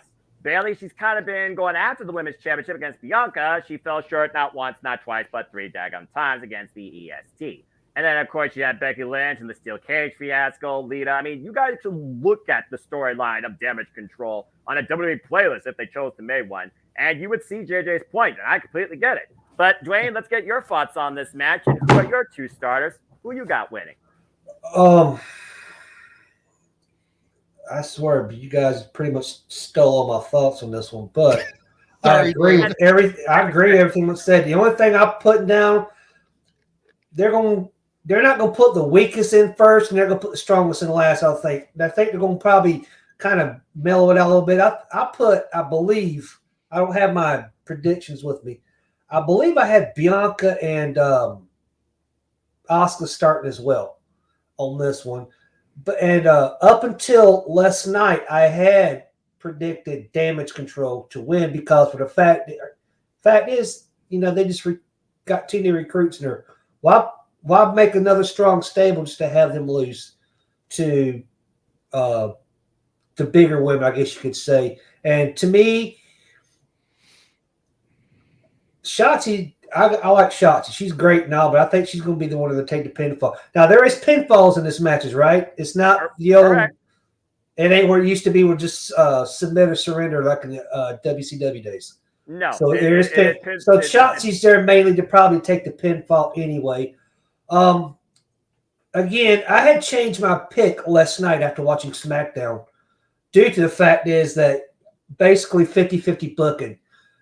Becky's going with revenge. However, upon changing that, I thought last year, up until JJ said it, I thought last year that both heel teams won War Games. So I was thinking, well, I already knew that the baby faces for the men was going to win. So I was thinking, well, this year they'll probably have both face teams win as well. But I'm going to go back to my original prediction. If you want to change it for me, Noah, go ahead. I'm going with Damage Control. All right. So and far, Asuka and Bianca is starting. It seems like Bianca and Asuka is definitely the majority consensus here among the panel. When you figure about the strong yes, and you figure about the one that is the Empress, no one's ready for her. Bianca Belair and her, they've had countless wars. And as far as who people think here, real quick, a majority of people are going with Bianca Belair for the baby faces, but it's kind of all over the place for the opposition of Damage Control. But Asuka does have the most at 40%. So you guys are kind of going along with probably the longer running storyline, if we're being honest here, of recent memory with the two women of opposite sides. And plus, after the fallout at Crown Jewel, Bianca and Asuka, it does make a lot of sense. So I kind of can understand where y'all are coming from. So we got 3 for Damage Control and 1 for Belair. Let's go ahead and get Chris's thoughts, and we'll save the lady for last. So, Chris, who's your starters, and who you got winning this War Games match? Well, this War Games match, I think this is going to be the opening match of the night. We can all agree on that? Possibly. Yeah. Possibly. With the fan vote thing, I could see that. I actually could see that. Because I definitely think they're going to bookend the show with War Games. Oh, there's no question. And I'm also, they said last night that the fan vote, we will find out who gets the advantage on the Survivor Series kickoff show start at 7 o'clock. So we're already going to know who gets the advantage. And if I have to say, since Judgment Day got the advantage for the men's, I'm going to say Team Becky gets the advantage. They're going to go split, and they're splitting this up. Be 50-50. I just have a gut feeling on that. As far as my starters for Team Becky, I got the EST of WWE, Bianca Belair, starting this, because it all has to do about who has experience in War Games. So Bianca Belair has the experience. So I'm going with Bianca. And I'm also agreeing for Damage Control, I have Asuka as well. If I feel like I might have to change it, I would do Bianca and Io Sky. Since Io Sky is experienced and she is Miss War Games. And Io Sky, she's been in every single War Games match imaginable. So I think I'm keeping Bianca and Asuka, but my mind might shift to Io Sky. So overall, Bianca and Asuka, and I have Damage Control winning War Games for the women. All right. So again, the majority right now is Team Damage Control. 4 out of 5. Jeff is the only one so far that went with Team Babyface for the win. All right, Arlene. Well, you rounded out. Again, a lot of key thoughts here. A majority are figuring that Bianca and Asuka are your strongest starters for each side at this point. But you can look at how many different storylines there are when you got Shotzi and Bayley, when you got Bianca and Asuka, Bianca and Io, who's been feuding, Charlotte and Io, Becky. Okay, she's here, but Becky, again, she's started this. Maybe she could be the end to all this. Becky and Bayley. So again, Arlene, now it's on you to finish it out. Who are your starters and who do you got winning? I have like I'm with the rest of the panel. I see Damage Control winning. I mean, I was listening to like all what you guys are all saying. Honestly, I think Damage Control has been struggling to be like a good, honest to good fraction. I mean, Io's kind of like not getting the fan reaction and she's the champion. Hopefully, when the turn comes, when Bayley's out, they'll just establish this faction even more better than what it is right now and become the Damage Control it was meant to be. I think that when it comes to when you think about like long storytelling, I think about like how they were talking about, Belair versus Charlotte. Like, how's that gonna get to WrestleMania? And I'm like, well, if they're talking about that match, they have to find a way for them to lose here. So there has to be probably a miscommunication on the good part, and they're already teasing it on SmackDown when it comes to Charlotte and Becky. And I remember in real life they were not getting along anyways. So I mean, are they able to work together, and whether they're gonna be able to work together despite whatever happened, or whether they made up? I don't know. Maybe they did make up and now they're friends again. But I just feel like if that's the picture that they're wanting to tell, the good heel people need to lose. And so there has to be a miscommunication to get you to Bianca versus Charlotte. So maybe Charlotte, accidentally hits Belair, and that's how you get there, As for like the Damage Control, I don't think they're gonna turn on Bayley yet. I think they're still gonna milk it. I don't see the reason why, but I can see maybe them milking it. Do I think Bayley's gonna take the pin? Honestly, no. But I think I can see them maybe holding off on Bayley and making her go in last, where they're like, it's Io, Kairi Sane, and Asuka like completely dominated, and they win, and Bayley just did nothing, and they're like, and so like the next night on SmackDown, they're like all happy, like like we all did it together, and like oh, like, and they're all talking in Japanese, and they're like and Dakota Kai's having to interpret for Bayley again, like, and they're like, oh yeah, and Bayley, you were there too, and you even though you didn't do anything, it's and we did all the work, you're still on our good side, kind of thing, like still kind of trying to like tease, like like so do I think they're gonna make like, I was listening to JJ, I'm like, I could see them making, maybe since Bayley's been the one like forcing them to be on like Io Sky to defend the championship, I can see Io Sky, because although Bayley doesn't realize it, I think Io's the new team leader of Damage Control. And even though she thinks that Bayley thinks that she's pulling the strings, Io's been like, no. Like now she's starting to speak up, like, no, like now you're going to be a part of it. They're booking this match, now you're going to be a part of it. And now Bayley's like, oh, like before I was able to walk over, and now she's like catching on, kind of thing, So I kind of like was thinking maybe Bayley's going to start, but then I'm like, Io Sky, I think, has been pulling the strings, and she's been really the leader of Damage Control. So I think Io Sky might be the one to start it. And as for the Team Bianca team, I think it might be Bianca that and Io Sky facing off. If that not them, it's either going to be Bayley and I had it, and Charlotte, just because I feel like Charlotte they have like a little history going on.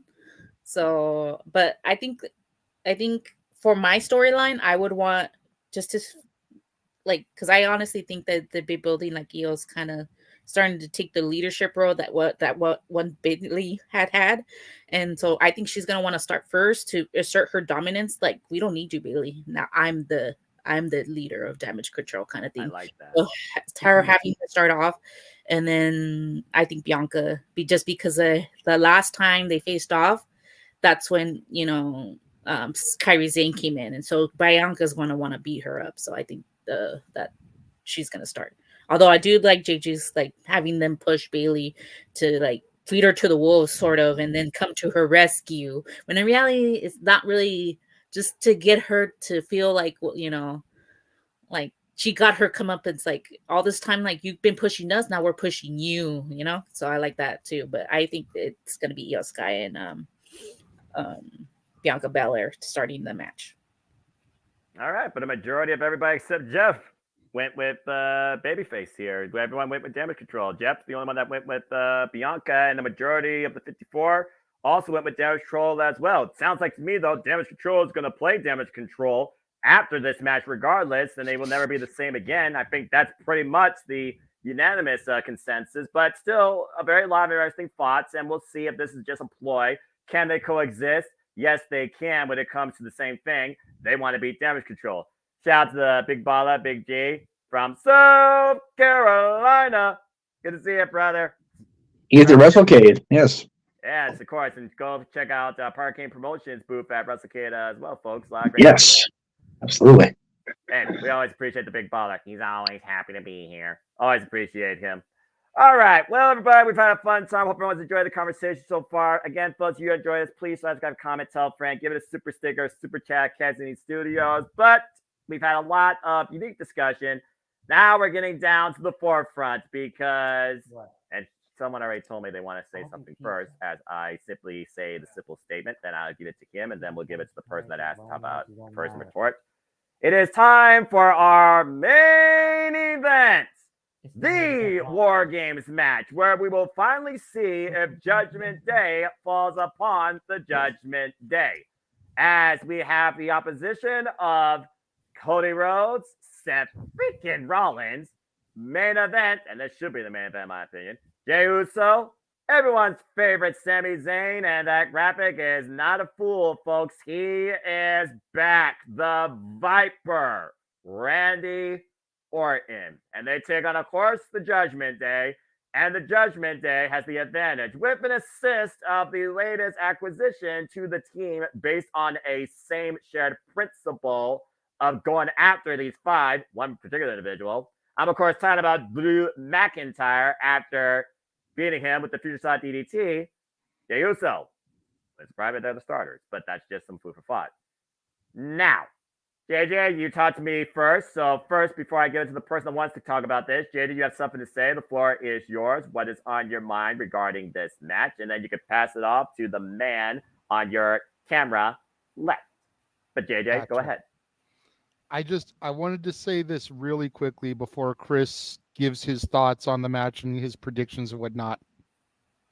I am worried about this match on a personal level.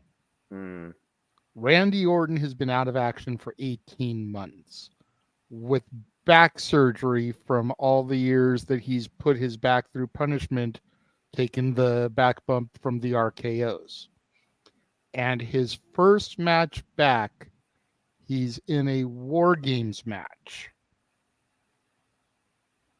I think this is horrible return booking for Randy Orton.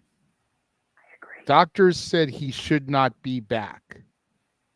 And his first match back, he's being thrown into this environment. I just want everybody to think about that as they start to make their predictions and formulate their opinions on the air here. I am really worried for Randy in this match. I'm sure he wouldn't be back if he didn't think he would do it. And he could do it, but it just doesn't register as intelligent to me. I agree. And especially with Triple H being the booker now, he was the future of Evolution. Not that other guy who went to Hollywood to star in Marvel movies, because fuck that guy. Randy Orton was the true future of Evolution. And after 18 months on the shelf because of back surgery, he's being thrust into a War Games with 10 other people in the ring, if you count the ref as well.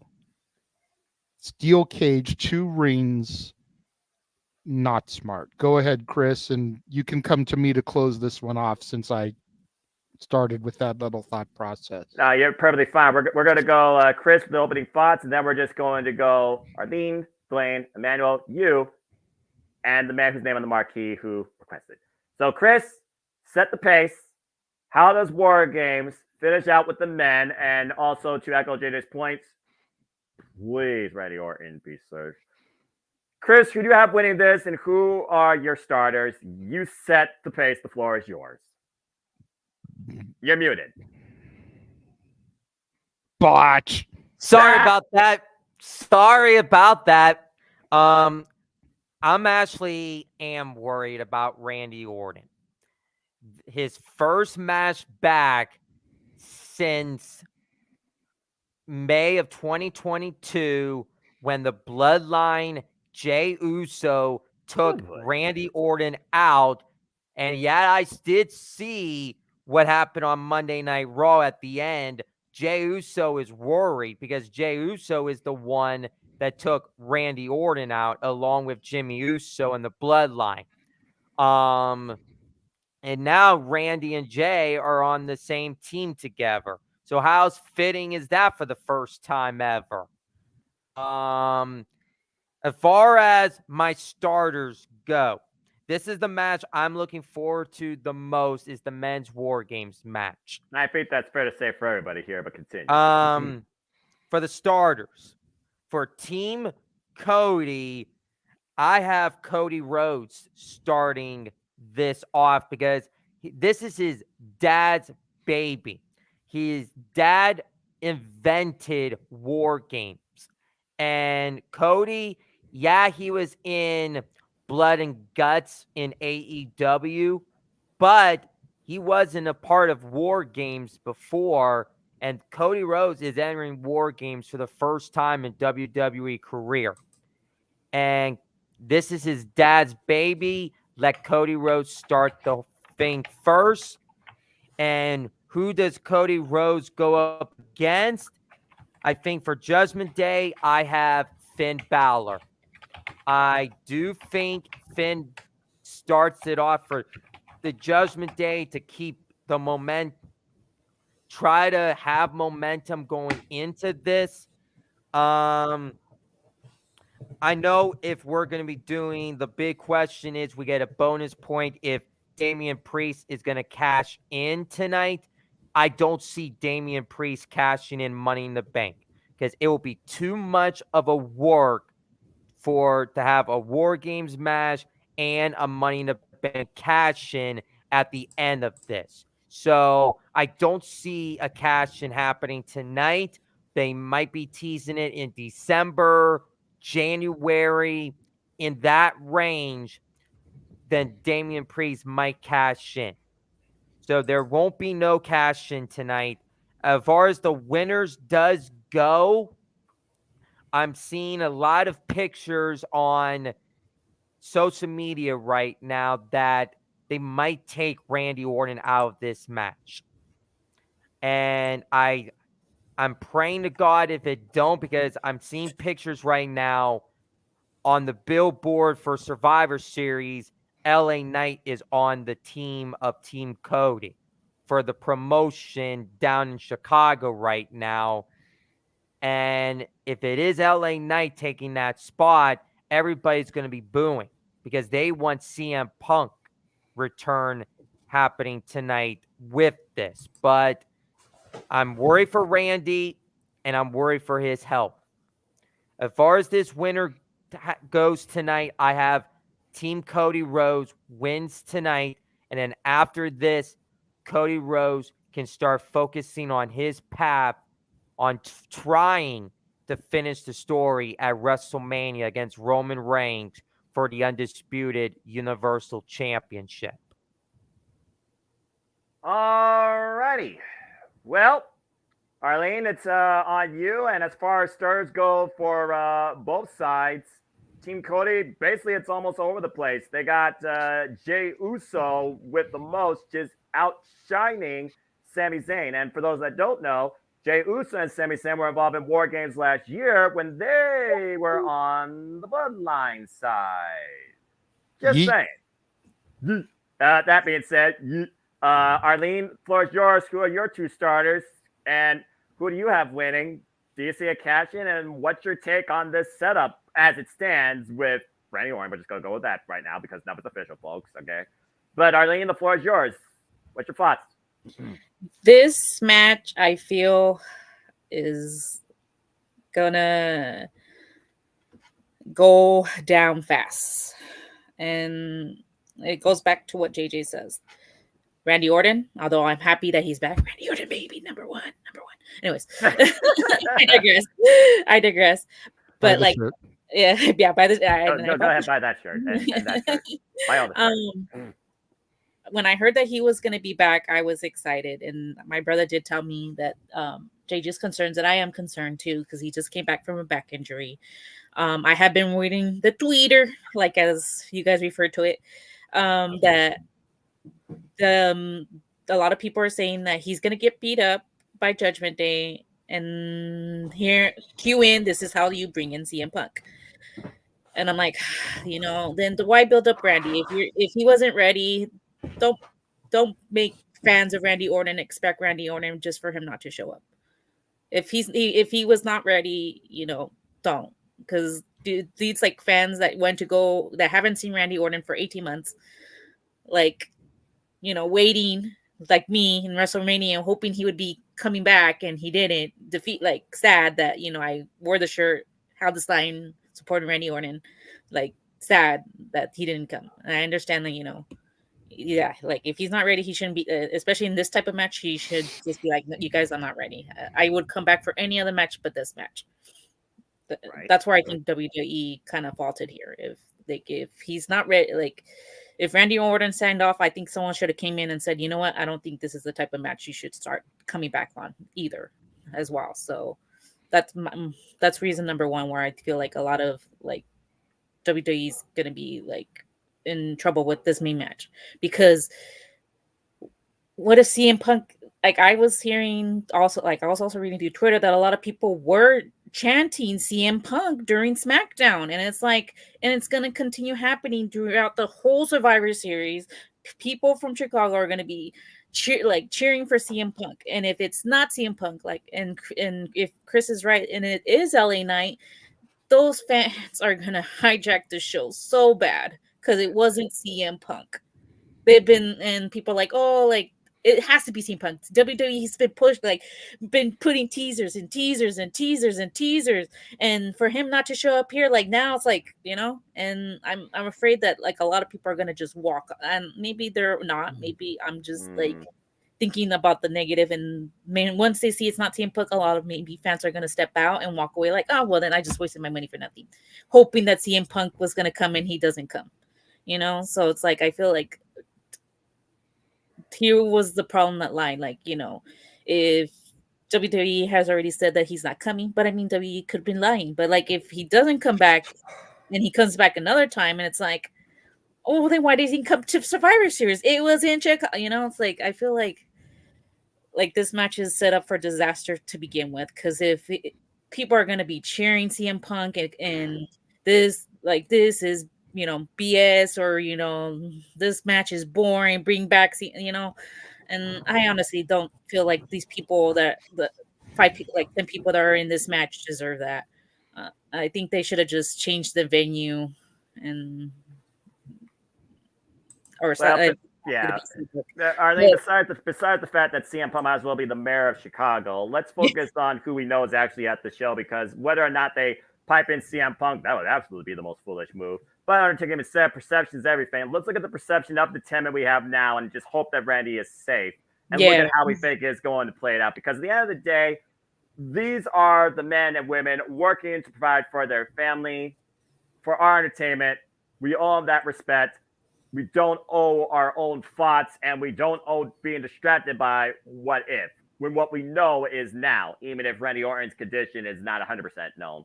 So let's go ahead and look at the 10 men in this match. But I can understand your concerns, not just for Randy Orton, but for the audience and the Chicago Fire of tirade verbal abuse. But Yeah, sorry, I went off. I would like to think that WWE would be aware of how to handle that.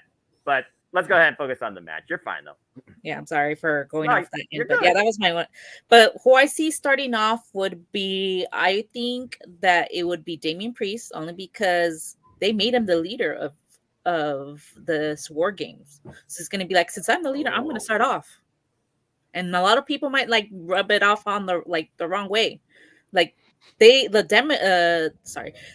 damage control, but Judgment Day was already didn't like the fact that he claimed himself the leader. They all looked at him like, excuse you? Like, and even Rhea brought it up again, like, oh, since you're the leader, tell us what you want to do. And he's like, he realized his mistake, but still, like, those seeds are being planted. So, like, I feel like it's gonna go to his head, like, well, I'm the leader, so I get to start off. And who has Damian Priest been trying to cash in on? Seth Rollins. So I think they're gonna start off, and I think that the baby faces are gonna win, even though I think somehow Judgment Day is gonna win this. I think the team of Cody Rhodes and Jey Uso and all of them are gonna be the ones gonna win.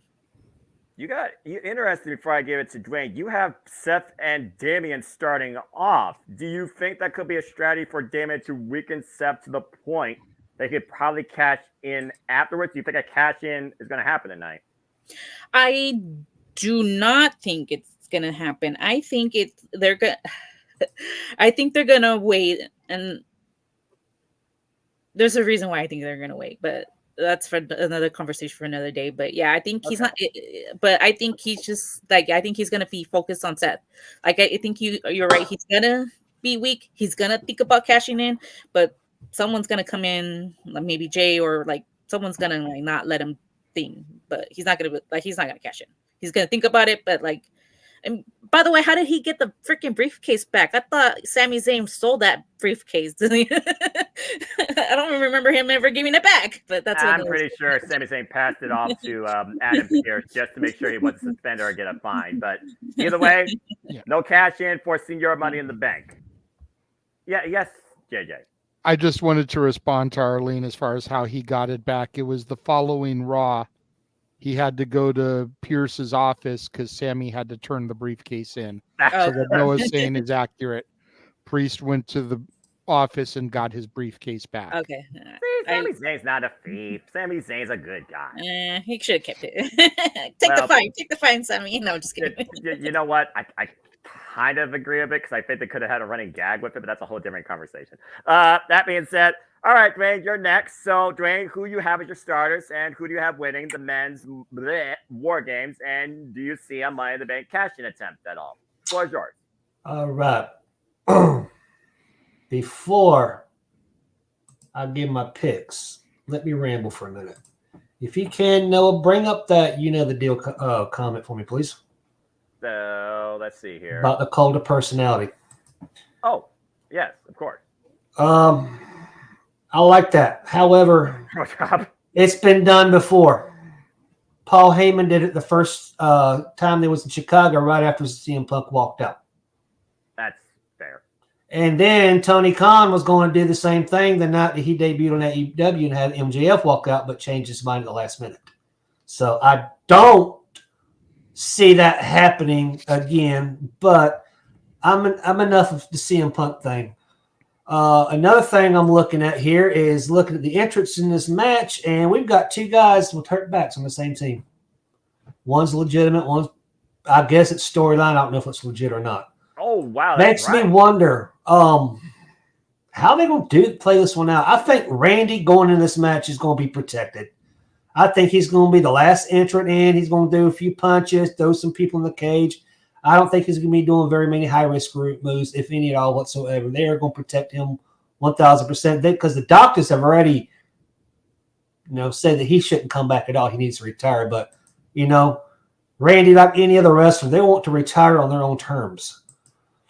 Who I pick winning is definitely Team Cody. I had originally picked Jey Uso starting. But I'm going to change that one thanks to Christopher. I'm going to go with Cody starting a match for the simple being his daddy always started War Games when he was in a match as well. So he wants to follow that tradition as well, I will think. So I'm going to go with Cody starting, and I'm going to pick for Judgment Day Finn Balor. Starting off with them. I think Damien's going to want to probably be the last one in, since he's not only the leader, but he's also the biggest of the group. So how this loses, I do not know. I don't see a cash in tonight. However, what the fact is, I think Damien's going to be some sort of reason they lose whatsoever. And I think Rhea's going to tell him, you bring us the world title or you're out. Type of thing. He's going to have to redeem himself. So that's pretty much all I know how to go on this one. So, all right, and that's fair. I didn't even think about that. How long have I been talking about Seth friggin' Rollins back and the Kota Bushido with JJ on our calls? I didn't even think about that at all. We're talking about Randy Orton, who legit, but Seth, for all we know, worked, overworked, underworked. 2019, that's a whole different conversation. So that's very fair. All right, Emmanuel, before we go to the two marquee men that are the dads now as I'm wrestling, but definitely be on wrestling here, you are next. Who do you have as your starters? Do you have a cash in? And who do you have winning before we go to the man in the center square? Emmanuel, Chris, on you. Chris wanted to say something real quick before I speak on it. Well, That's nice. I just had an idea just popped in my head. Do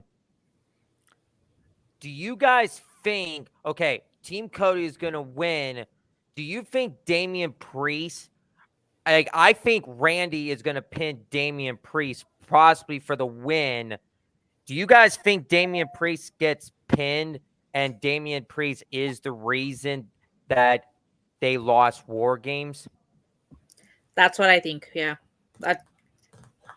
It's a interesting thought. Again, Captain literally leads by example, but also fails on his own example. And maybe that, gives us a piece of humble pie in front of Finn Balor and Rhea Ripley particularly. We've all talked about how Damian Priest might be the one to break off. But as far as the outcome, that comes down to how you start and how it plays out up to that point. Remember, there's going to be 5-minute start off, and then like 3 or 2 minutes, every other person's going to come in. So you got to consider whoever starts off this match, Cody, as we're talking about, it seems, they're going to be in there for nearly 20 minutes before this thing officially begins.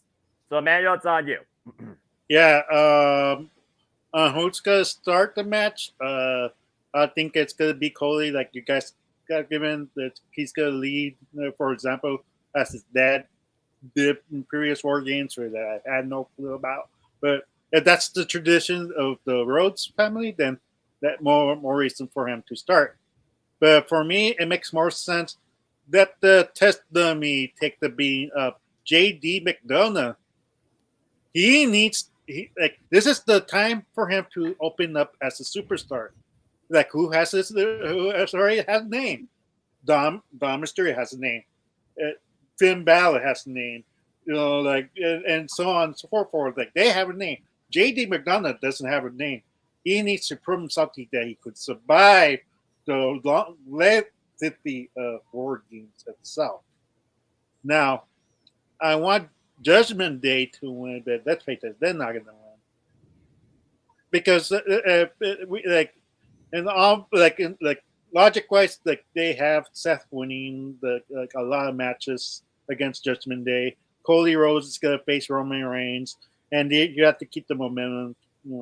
Keep on going forward because other than that, what do you do here?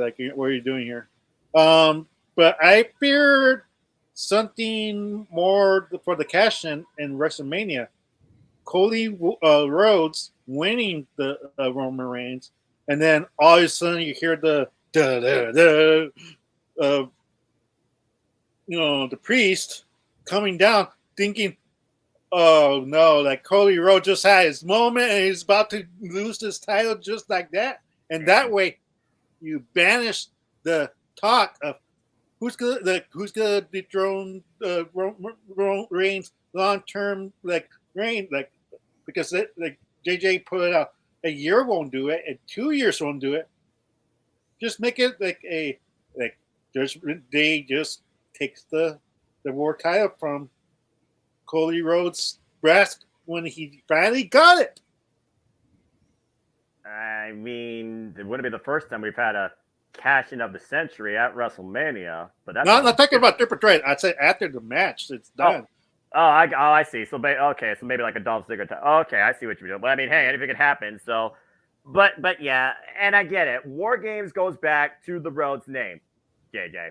Hot Times, Common Man, if you will, WCW, much smaller cage with a roof. If we're being perfectly honest, and it just seems like it's one of those things that Cody probably always wanted to do. And this is the same guy that worked Hell in a Cell, or excuse me, Red Cran Hay with a torn pectoral muscle for 30 damn minutes. He's going to go as far as we know at 100%.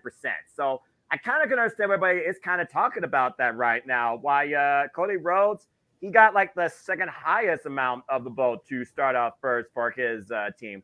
People still think that main event Jay is the one that will lead things here. And then they got Drew McIntyre on the opposite side. And as we saw on Raw, JJ, that was the match that determined the advantage. But that being said, we're now on to the two key men that I wanted to save here last for a reason. So, JJ, I know you already said let me talk to you, but I know you're going to be much more serious here too. The floor is yours before you pass it off to the man's name on the marquee. Go ahead and give us your thoughts, your first, your win, your takeaway, and do you see anything happening with Money in the Bank? All right, so apparently I'm on a whole different plateau here when it comes to who's starting the match. I love hearing that. I do agree with Emmanuel as far as JD McDonough. I feel like he, especially considering how long it took Priest to officially make him a part of the Judgment Day, how long he was essentially pledging the faction. This is a put up or shut up moment for JD. You want to put somebody in the ring with JD that is going to allow him to have 5 minutes of banger action and just showing his true potential. Exactly. And while it may be the Rhodes legacy to have Dusty start, and while I do feel that to a certain extent Cody would like to start for that very reason, I think the best person to put opposite JD to really allow him to shine is everybody's favorite Muppet, Sami Zayn. The ones that kicked off Crown Jewel. You know, Sami has proven he can have a good match with JD and can just let him get in there, let JD dominate the match. You know, Sami can start off hot and heavy because he's the experienced vet, but then JD starts to take it over about the halfway mark, the 5 minutes, figuring that they're going to get the advantage anyways with the second person in. Mm-hmm. And then it's 2-on-1 on Sami. And it's just like, oh man, everyone's favorite Muppet's getting his ass beat. And then I would probably have Jay come out there so you could have the Usi duo. Don't spit there, Noah. I'm good. Damn it. So that's going to be my pick for starting. I'm going to go with JD and Sami. All right. To kind of piggyback off of what I believe it was Dwayne who addressed You Know the Deal. Yeah. You want to troll people. You don't use cult of personality. You have Randy come out to this fire burns since he used it that one time first. Yes. Yes, I missed that thing. Yes. He can go back to voices on Raw. Yeah. But you have him for that moment come out to this fire burns. And everyone's like, oh shit, it's CM Punk. And then out comes Randy Orton. And everyone's like, Randy Orton was the first person to use this song. And to make his return, he's dusted it off. And that's how you troll the crowd. That would be brilliant. Interesting. That's how you troll the crowd. And then if he were to return, you have him return at the end of War Games with Cult of Personality. So everyone thought when they heard This Fire Burns that was going to be him. And then maybe you try to set up a cash-in and Priest is, laid out Seth. He's handing in the briefcase. The bell's about to ring. Ding, ding.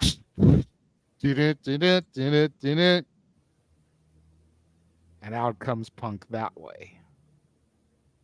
And Priest has just been foiled of another cash-in by the return of the Second City Saint in Chicago. Boom. Internet blows up. I see both Dominguez siblings got their hands up, wanting to discuss what I said. Let me get to my match winner, y'all. Give me just a second. Patience, my Padawans. Tranquilo. We'll get there momentarily. Baby faces have to take this one, though. The baby faces have to take this one. When it comes down to Orton, again, I gave my speech at the beginning about how concerned I am, and I am very much concerned. I know he's been at the PC getting the rust off. Right. Pictures have circulated over the past month and a half of him there. You know, outside, arriving at the PC, videos of him going inside. They wouldn't allow him into this match if he wasn't good. No. I definitely see Randy being the last one for Team Babyface to come into the ring. And he's going to strike like only the Viper can. RKO to JD, RKO to Dom, RKO to Priest, RKO to Drew, RKO to Balor, RKO to Jey Uso. Oops. Oh! Was that on purpose or was that an accident? The adrenaline and Because freaking the last Viper time he was in the ring, the Usos defeated RK Bro for the tag titles. Did he just strike anything moving or was that plotted? He is the apex predator. I like it. I like it. I like it. You got me thinking. You got me thinking because I'm just gonna say this for real quick. Do you guys remember when Cody Rhodes returned back? Who was one of the first people that hugged him? I'm just saying. Now, And to piggyback on the whole CM Punk return. Yes. When CM Punk had to cough up his title for the Jericho Michaels feud, who attacked CM Punk in the backstage area? Oh, that would just be one. Oh, I don't know. There's 3 letters I'm thinking of. Can somebody help me here? RKO. Ding. It was Legacy in its entirety. It was Randy and Cody. Yep. And Manu and Ted Jr. Ted Jr. was the one I was thinking of. Manu. So the fact for him to be coming back and to accidentally take out somebody on his own team and for Punk to return hot on the heels of that, it's like, I didn't forget about y'all. A Viper never forgets. Something's going to go down in Chicago, folks, and it's going to be out of nowhere. I guarantee you that. Now, both of these two have something I think to say to you, so let's get their thoughts before we go to the man to close it out. Emmanuel, I think it was Arlene first. Ladies first, yeah. Ladies first. So Arlene, go ahead. It wasn't so much about what JJ was saying. I had my hand up earlier, but it's okay. I was just gonna piggyback with my brother. That's exactly what I thought was gonna happen with the cash in with Damian Priest. I feel like Damian Priest is gonna cash in at WrestleMania, win, and take away the Cody moment. Why? Because WWE likes to retell stories that they've done in the past. And what happened? Daniel Bryan. So what happened with his dad? He thought he was a champion. He had the title up. Then they took it away. Who's to say that they're not going to do the same thing to retell the story again? A whole different story being retold, the sequel. And then I just wanted to say that with my brother. And I just also wanted to say, like, with the CM Punk, like there was like a fan that said, "Oh, he's definitely gonna come back because he was signing a WWE picture of CM Punk." I'm like, if he hadn't signed that, you guys would have been complaining like, "What a jerk! He didn't want to sign my poster." Like he's just trying to be nice, just because it happened to have like a Raw thingy in there. He's probably just being nice and saying, "Okay, here you go." That way, like But other than that, that was all I needed to say. But if you listen to some fans, Phil Brooks is not a nice man. So, why would he do something to be nice? Yeah. I was say, are we talking about Phil Brooks or CM Punk? That's a whole different conversation. Yeah. Sure. Emmanuel. Yes, sir. Okay, my question is this for DJ. Yes, a question. Is Shinsuke Nakamura gonna challenge an open challenge doing Survivor Series? That way you get Shinsuke versus CM Punk, or because let's face it, currently every PLE since the Triple H been working there's been 6 matches, only is 5. So wouldn't it make sense that Shinsuke Nakamura will open an open challenge? That way they don't hijack the War Games match. That way they don't they heard the CM Punk on SmackDown.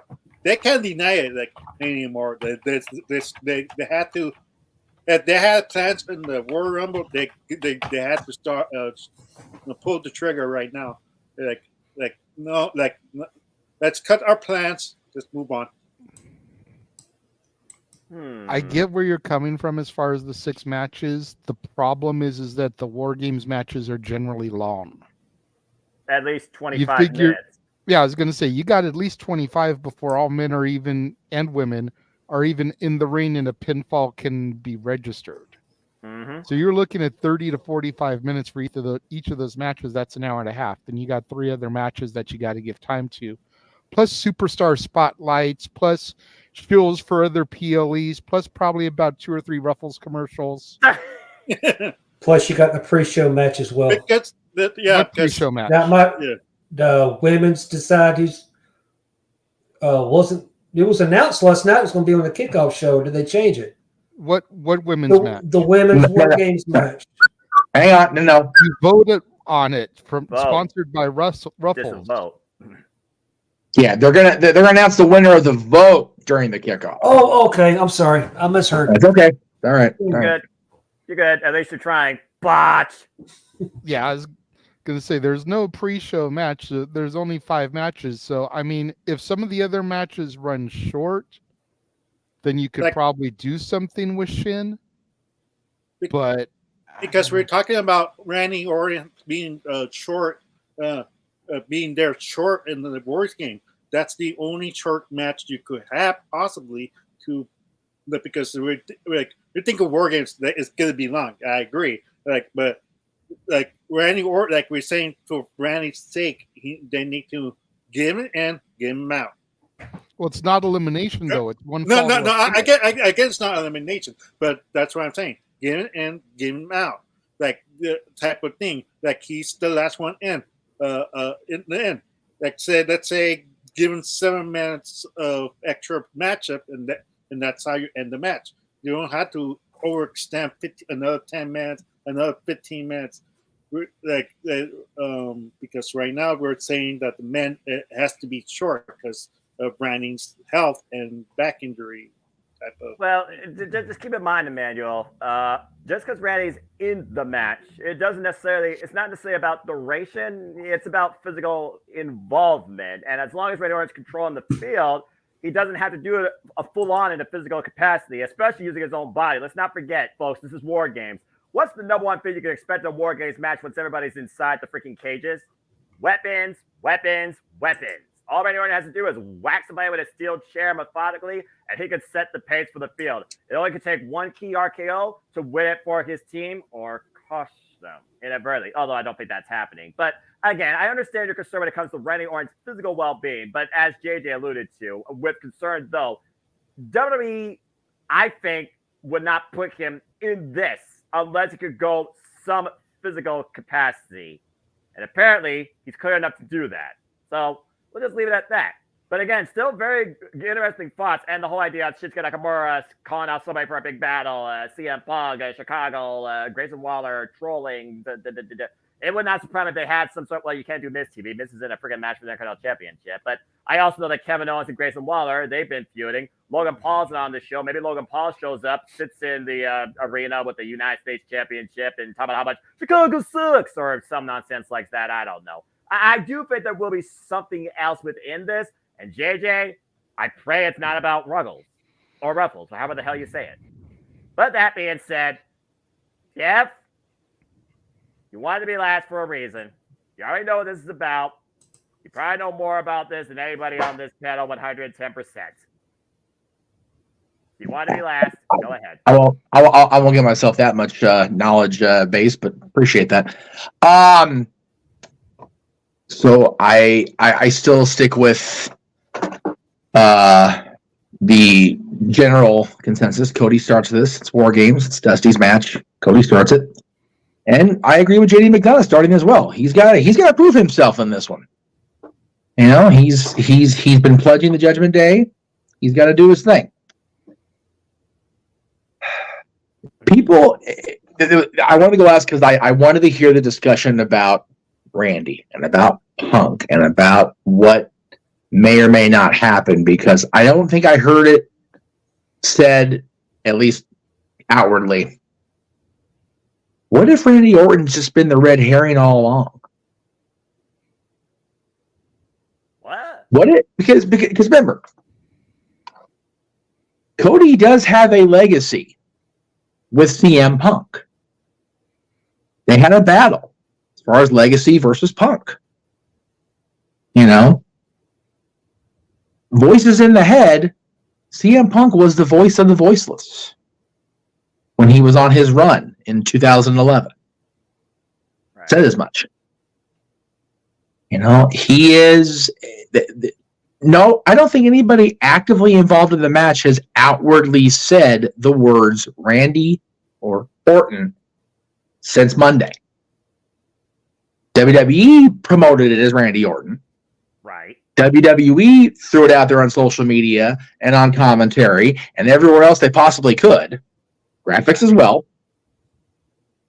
But Cody never actually said the word Randy or the word Orton. He also said the crowd was right on Monday.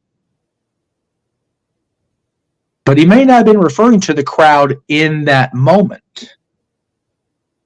Crowds been chanting CM Punk for as long as I can remember, despite WWE's attempts to make it not happen. AEW crowds too. Goodness knows. Yeah. And JJ, to ask, I'm going to ask you this because you brought it up. The pictures of Randy at the PC, have they been just pictures? Have they been video? Has he been in the ring, actively shown bumping, working, whatever? No. It's been pictures and video, mostly from the exterior, because I think it's from fans who would go to NXT shows that happen to catch glimpses of him coming in. Okay. Or coming out. One of the two. So we don't know if Randy's bumping yet. Officially. What if this is just one big giant gotcha and out he comes? Yeah. Just saying. I agree with you on that, because the point that I made in our group chat to the Meltzer of the Multiverse. Oh gosh. Oh God. We live in an era where everything is spoiled and at our fingertips. Yep. Yes. Why would WWE flat out come out and say, oh yeah, we've signed back CM Punk? Right. When they could say, we have no interest. We have no desire to bring him back in. Yep. Even if we did bring him in, we have no long-term plans for him. And just make people think, okay, there's no desire. Throw the dog off the scent. Right. Exactly. That's why I say if you're going to troll, you use this fire burns. Yeah. And then at the end of the night, you get the pop when Cult of Personality hits. And you're like, wait a minute. Wait, what? Yeah. Yeah. If the men's War Games main events like it should, I think they should find a way to not have Randy actively be out there until the last entry is supposed to be into the War Games match, and the Judgment Day has the advantage, so the babyface will get the last man in, and it's CM Punk instead of Randy Orton. That's what I would do. I'm concerned about Randy's health too. I know people more in the know than me are concerned about Randy Orton. Mm-hmm. I would not even put him in this environment. I just wouldn't do it. And I think Punk being the surprise. I mentioned earlier about a Road Warrior pop. Jesus Christ, we probably have to get the Allstate Arena back down from the heavens with the amount of pop that building would get. And even if it is Randy, think about it this way. Randy's had more success in WWE events in that building probably than anybody. He was WWE champion, was awarded it and won it twice in one night. No Mercy 07. He had a unbelievable triple threat main event featured match, I should say. It wasn't the last match at WrestleMania. The last time WrestleMania was in a small arena, at least planned anyway. 22. Because WrestleMania pandemic was what it was. But that wasn't the plan, kids. Night of Champions 2010 WWE Championship win. Randy Orton's been very successful at the Allstate Arena, and Lord knows if anybody is Mr. Survivor Series, like Shawn Michaels is Mr. WrestleMania, it's Randy Orton. Yeah. So I'd be okay with it if he wasn't told by doctors, and we were told how bad his back was when his primary weapon it leads to a back bump. So I predict that CM Punk will be in the War Games match, and that will bring the baby faces the victory. Wow. All I know is if CM Punk shows up, there goes the internet, there goes no DQ, there goes the Twix. And this is why I asked Aaron, are you okay to recap? He goes, I have no sense of taste, but I'm not recapping this show. Nope. Okay, that's fair. All right, we got 3 hands up here. I believe it was Arlene. I saw. Arlene was first. Yes. And then we'll go to Dwayne and JJ. Arlene, go ahead. Wow. I did find that kind of odd that you mentioned all these things on Raw and not have Randy Orton show up himself that day. I did find that kind of weird. But like I said, like if you're already putting him on the marquee and all that stuff, like I don't know, like just seems kind of like weird. I mean, I get it where like you want CM Punk to be a surprise and everything like that, but I'm like, if it's not CM Punk, man, like, ooh, and it's not Randy. But to JJ's point, WWE has never once done either of outwardly said we have no interest or oh yeah he's back. You're never going to see a PR release from that because that's not how they operate. Yeah, and that was going to be another point that I was going to bring up. I was reading something that Nick Aldis said that he even said like a journalist asked him about CM Punk and they said, oh, like he had said something. He's like, no, I never said that. They just took my words and rearranged it to make it sound that I said this about CM Punk, and that's not true. So a lot of the times journalists take what they want to hear and put it in. So like we have to also be careful with that as well. Like they could be like they put things that they want to hear so they can sound more. So we have to also be careful with that in regards to what Jeff was saying. Like, just because unless you didn't hear him himself, like if I didn't see the interview, I would have believed like, oh, Nick Aldis said this about CM Punk, like you wouldn't know because you're taking that journalist's word by heart. Yeah. So like you kind of have to like go back and like I would advise the fans like go back to the interviews and see what they actually said about that person, and then you can judge for yourself whether the journalist was just trying to tell you what you want to hear so they can sell more, or like get more people to come and sign with them, or make it seem like it's ringing true. And I don't know. Even the credible journalists do that kind of bullshit, which is why Meltzer's stuff just infuriates me to no end. You just have to be more like careful with what it's because this journalist said this, like back to Jeff's point, like they never really said that. Like unless you hear it from Triple H himself or anyone from WWE, like take it with like a little bit of ease of what is being said by these journalists, because essentially, in the end of the day, like maybe they just want to tell you what you want to hear, and you won't like are latching onto that and stuff. But in the end of the day, you're probably ended up signing yourself for disappointment as well. At the end of the day, there's two things that comes down to: preach it, sister. Journalistic integrity and clickbait. But also, I live by the simple philosophy: protect your mentality. Also, seeing is believing. But that being said, Dwayne, you had your hand up for a moment. Then we'll go to JJ here. Close out. Let's see if you have anything else. What was on your mind, Dwayne? I had when we were talking about CM Punk a while ago. Jeff was mentioning about the cult of personality come up, and he kind of clicked something that I remember reading, whether it was true or not, but I read somewhere that Didn't Living Color just recently released a kind of like a revised version of it, like within a couple weeks ago. Yesterday. Yeah. Yesterday? Mm. Oh, really? I wonder why that would be the case. Okay, JJ, now it's on you, man, to finish things up. It's not hard to book, and it's not hard to finance because they already paid for the recording. I say you can't say it's just hard to finance, especially with WWE being the biggest money grab in the industry's history. I'm just saying. JJ, go ahead, and then I see you, Emmanuel. I was going to ask to Jeff, do you not have Randy show up at all? Or do you have Randy show up and be seen backstage because everybody thinks he's going to be the fifth man, and have Randy get taken out? And now we have to scramble to replace the fifth man.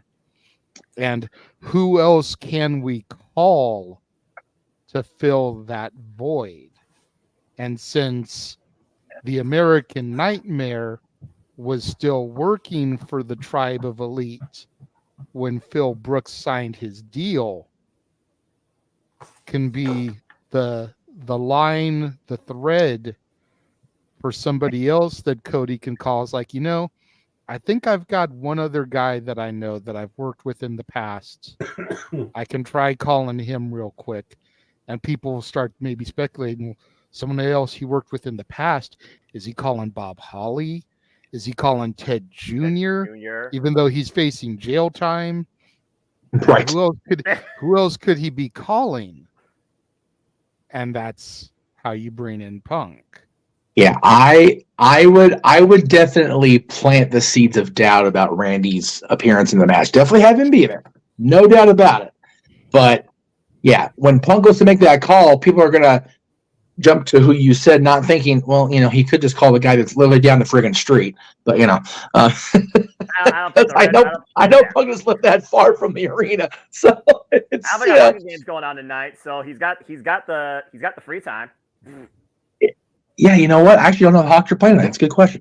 I will check that. The last time they fought CM Punk was going to show up at Summit Chicago, Impact Wrestling Bound for Glory at the Sierra Stadium. CM Punk confirmed, I'm not showing up there, guys, but I hope it has a great show. I'm taking in a hockey game. But he was at the tapings, if you believe the rumor in Nuendo, backstage. So the next day, whatever it was. So the Blackhawks don't play again until tomorrow morning, for what it's worth. Just in that arena at that. Or no, I'm sorry. They play the United Center. But either way, there's no Blackhawks game tonight. Punk's not. It's Saturday night. He ain't got no kids. He ain't got shit to do. Just saying. Yeah, yes, Emmanuel, I see you. Yeah, that's a joke for JJ. He's calling his brother the Goats. Not gonna lie, I think I'd pop for Dustin a little bit. I would. but that's I wanted to say this real quick. Go to ahead. Fans who are sharing right now. Stop reading people's comments and have the hope. You read something like, oh my God, this guy is on to something. CM Punk is coming back. You're saying yourself to disappointment. No one said in the journalist or anybody in the world saying, hey, we're going to bring CM Punk back. Are you not the same people from the AEW fandom saying we don't want CM Punk? The E fans say we don't want CM Punk. Oh Lord. And He's not wrong. this is why I was a Daniel Bryan fan when he brought the WWE Hemp Championship. Fickle, I say, because that's what fans are. They're fickle, and as shady as they come. Make up your mind. Either love the man or hate the man. Do you want him to wrestle or don't want him to wrestle? If you don't want him to wrestle, stop chanting his name. Stop bringing his name up. Please, for the love of sake, there are better wrestlers out there than CM Punk. And I could name a bunch of names on top of my hand better than Phil Brooks. And one of them is AEW, who should have been the face of AEW, the American Dragon. But he's not enough reason for me to go to AEW, sadly. Because to be frank, if anybody was going to bring me to AEW, it's Daniel Bryan. But that's not enough reason for me to be an AEW fan. But to be frank, that's the only reason why we be seeing AEW itself, Daniel Bryan, because he's a great wrestler. He, like you guys talked about him, in the past, like, who is this Daniel Bryan? I never seen him wrestle before. Right. And when I saw his wrestling stuff in WWE, WWF days, I'm like, wow, this guy could really wrestle. I see what JJ been talking about all these years, and like in the California days, and Jeff in his California days too. I'm like, wow, I can see why they praise him so much. So, well, the whole thing about which side of the fan base are you leaning on? If you choose to believe there is a side, it's a different conversation for another day. But I will say this: CM Punk also has roots back in Ring of Honor, so there's also that. But everyone's entitled to their opinions. They just have to realize their opinions isn't factual; it's just their own stand, and they have to appreciate and be more open to other stands when their stand does not agree with theirs. That's why we're all fans of our own design. But yes. I just want to call out the dickhead on the Allstate Arena Wikipedia page. First two lines on the Allstate Arena Wikipedia entry. What? Allstate Arena is a multi-purpose arena in Rosemont, Illinois, United States, northwest of Chicago. It is where CM Punk made his long-awaited WWE return at Survivor Series 2023, located at the corner of Manheim. It just goes on like they just threw it in there. Wikipedia is not a credible source, people. There's the proof's in the pudding right there. I learned that Wikipedia was not a credible source back in 6th grade. Don't look at me in that tone of voice. I was just on there just for the stats as far as Randy Orton's at the Allstate Arena. I didn't even look at the title page until I went. I'm like, Jesus Christ, somebody just did it right now. Hey, terrible. Maybe they ran in tarot cards. I don't know, or a fortune cookie. Well, that being said, it's going to be clobbering time soon enough for us all at Survivor Series War Games, and we will see if this fire still burns always soon enough. But I know this. We've had a hell of a good time here, and I'm not Tony Khan, but this is usually my mark to usually do the show, so I think I will leave it here and say thank you, everybody, for tuning in to City Predicting. I think we are in for a very interesting, newsworthy night of sports entertainment. And we will see how War Games plays out, whether it's Judgment Day for the Judgment Day or Damage Control is damaged beyond all belief, if not stronger than ever. I see some subtle opinions here. Let the games begin. Thanks for doing it. Can't wait. CM Punk comes back. Well, there's one fan. CM Punk. Should be a fun event. Tough questions. And apparently someone's going to be there live. I hope that person has a great time. And someone even said Bailey gets kicked out of Damage Control. So, again, a lot of different opinions, a lot of different thoughts, a lot of different variation in the results. And again, you all can make your picks fine on the forum, but of course, I wrote them all down too, as I do. And as far as me, you know me, I keep it simple. But solely put, again, if Cody Rhodes doesn't start for the baby faces, what are they doing? As far as the opposition, if JD's going to prove his work to the captain, Damian Priest, that's a hell of a way of doing it. So I think Cody and JD start too, but I'm not going against Team Babyface here, and I'll leave it at that. And no cash in. He's not cashing in until 2024. I'm saying it right now. I'm sorry, I forgot that bonus point. No cash in. There we go. I don't think I said that one either. I was say, how many times have you said yes, JJ, and it bit you?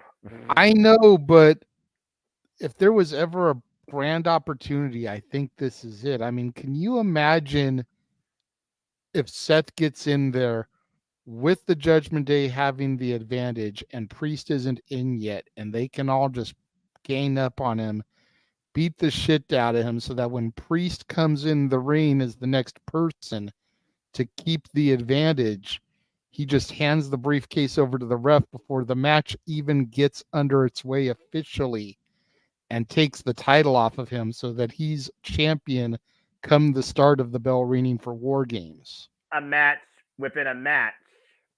Uh-huh. JJ, what happens if Damian cashes in and it's not him that's pinning Seth Rollins and they count 1, 2, 3? Then what happens? Boom. I don't think that would count because the match is just between. But Seth was pinned. But the match would be between Priest and Seth. Officially.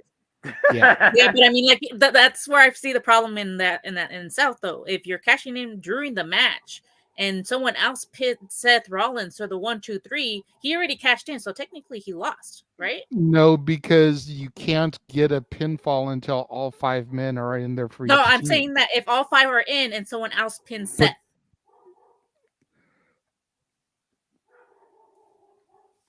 I see what you're saying, but the way I'm proposing it, he wouldn't be the last man in.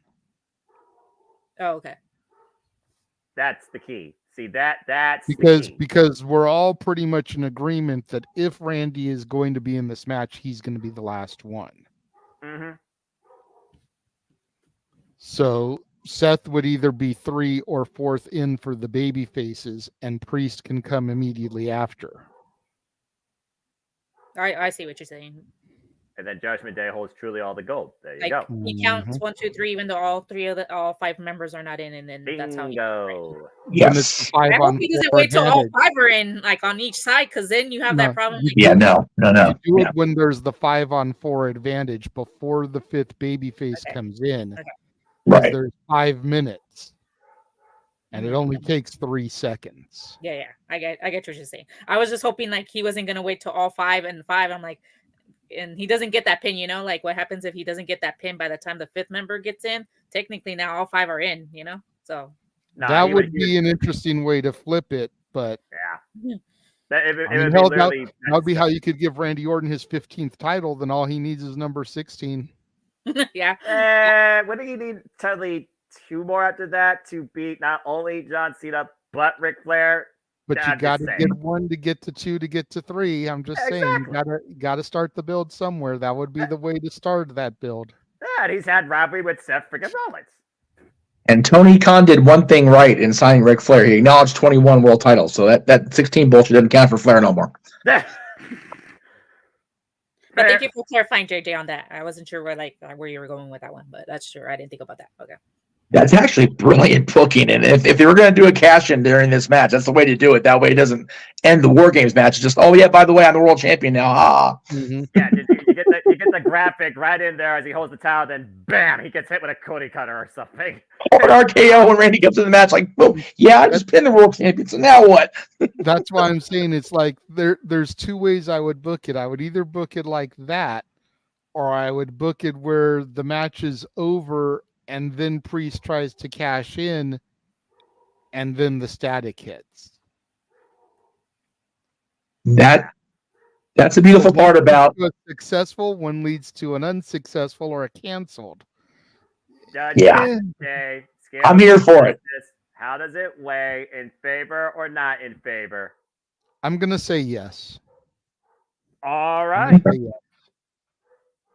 And to be fair, you're not the only one on the team that said yes, I think, to this. So don't think you're completely the only on one out. But again, we are going to see soon enough as kickoff is literally about 90 minutes away. And then, of course, we have our main show in about 2 hours and a half. And to Randy Orton, again, if you're back, awesome. Take care of yourself.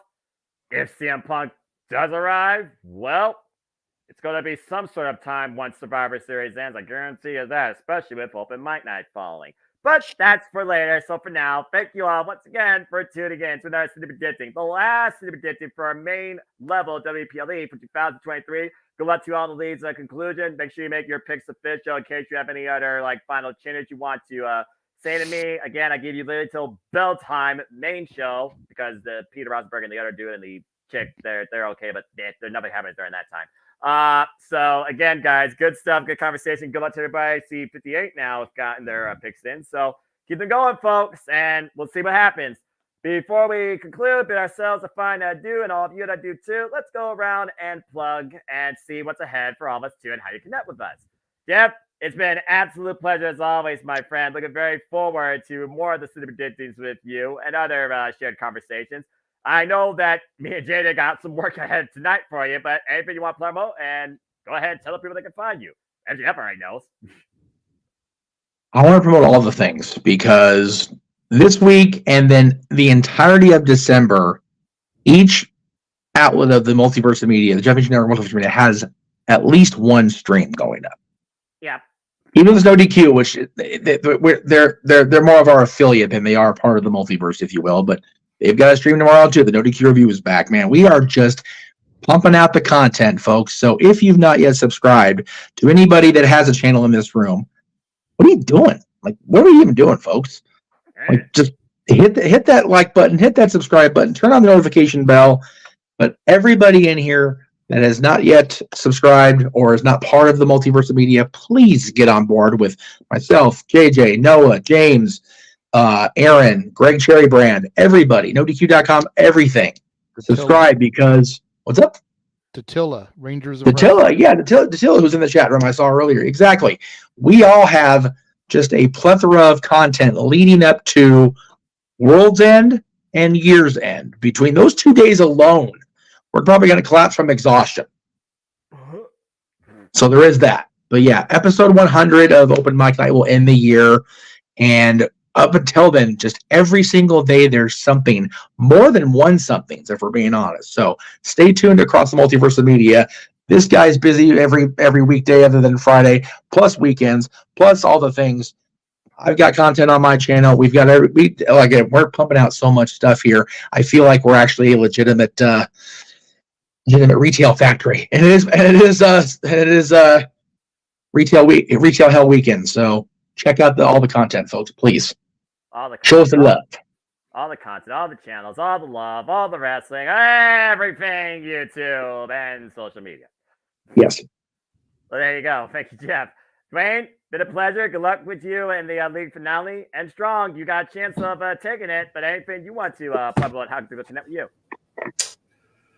It's been great, guys. It's great to be back. See you guys. And until we meet again, probably whenever we have the next prediction show on the Saturdays, when I can probably I can be back on. So, yeah. Anyway, follow me on Facebook at the name Dwayne Atkinson. You can find me on Twitter /X now at the Florida Gator Fan. But other than that, y'all have a great night. Enjoy Survivor Series, and we shall see. I'll just end it with that. We will see if the Viper arrives. Been a pleasure, Dwayne. I'll see you, of course, later on in City Predicting's universes, too. And good luck to you again in the Nordic Galaxy League. Arlene, it's always a pleasure chatting with you, my friend. I know, again, you will try and beat Emmanuel tonight. You all got a couple of different predictions so far, it seems. So we'll see what happens. But, Arlene, anything you want to promote or where can people connect with you? Thank you for having me again on your Simple Predicting. Always a pleasure. I was good this karaoke. I did not make you sing. Look, let me just put it out there right now. For those that are wondering, I will do what I have to for my friends. They have no reason to feel ashamed putting me through an expense of my ditty. If it makes them happy. Well, in that case. Yeah. Just go ahead and do it. Okay. Don't take my on-screen demeanor as something driving you away from what could be wholesome in your day. That's all I'm going to say. Anybody would hear Noah sing? Anytime. Anybody would hear Noah sing Colder Personality? You know what? That's a good one. We'll fit that for that tonight. There we go with a freaking stress goal. First is freaking Colder Personality. Then you got the holiday season. Gonna try and do some George Michael at some point, someone was saying. What are you all doing? Hang on. If we're doing George Michael after December 1st, not that song. So I ask. No. Hey, the Eve of Christmas Eve special, that is on the wheel. Wait, no, we have to get through him again. Wait a minute. What are you doing to me here? He's already doing us. He's already doing us, Jeff. That guy. And next year we're doing an 80s night, so we can have Noah sing Careless Whisper just for Arlene. Okay, no. That's fine. But And JJ, everybody in the stream could just go do do do do do do do About the saxophones. do. Oh, Lord. this boy's gonna send us all the. Does. All I have to say, JJ, I was so busy at work. I wanted you to sing Small Wonders, and I didn't have a chance to. And to torture my brother, because when he worked at the movie theaters, he said that he constantly, every time he cleaned up the theater, he would have to hear that song at the end. So he was tired of it. So as a way to get back for him for Lizzie McGuire, I was gonna have you sing that song, but I was so busy at work, I didn't get a chance to donate. But you know, we can figure something out somewhere down the road, Arlene. Don't worry. I'm sure he's going to have goals on open mic night, I'm sure. Let me just say this. If you're going to have that song on that Christmas wheel, as long as there's no musical accompaniment behind it and we don't get all sent to freaking Wham Halla, I'm good with it. Do we ever make people put musical accompaniment behind it? No, but Noah, but you can sometimes hear Noah's music in the background. Noah, do not play the damn music. You don't understand what's happening right now. No, I do. I told you. I told you the two things that I try to avoid that I always hear every holiday season first. So far, I've avoided both. But guess what? One of the things you're talking about is one of those two things. Yeah.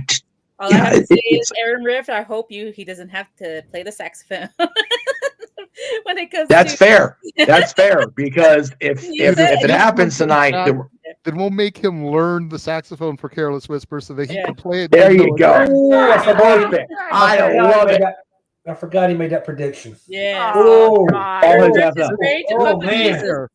Just to be fair, not only is Last Christmas on the wheel as a standalone song, so is All I Want for Christmas Is You.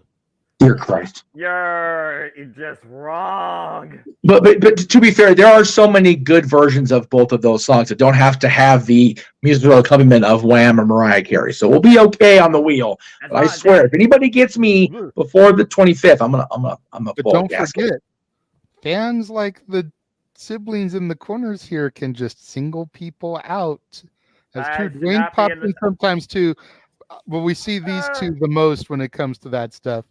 Can single somebody out and then eliminated from the wheel. That's how Noah ended up getting in trouble on open mic night. He's over here playing Switch. My brother wasn't even gonna touch him. He was only gonna have Noah sing that one song, but Noah had to be playing his Switch on the background. My brother's like, look at him being all happy that he's not singing. I'm gonna make him sing. This is how you get in trouble, Noah. I was gonna turn my camera off next time, so y'all have no idea what I was doing.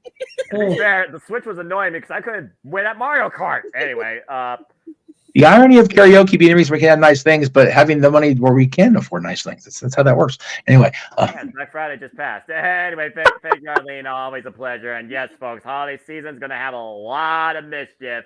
At my expense, probably too.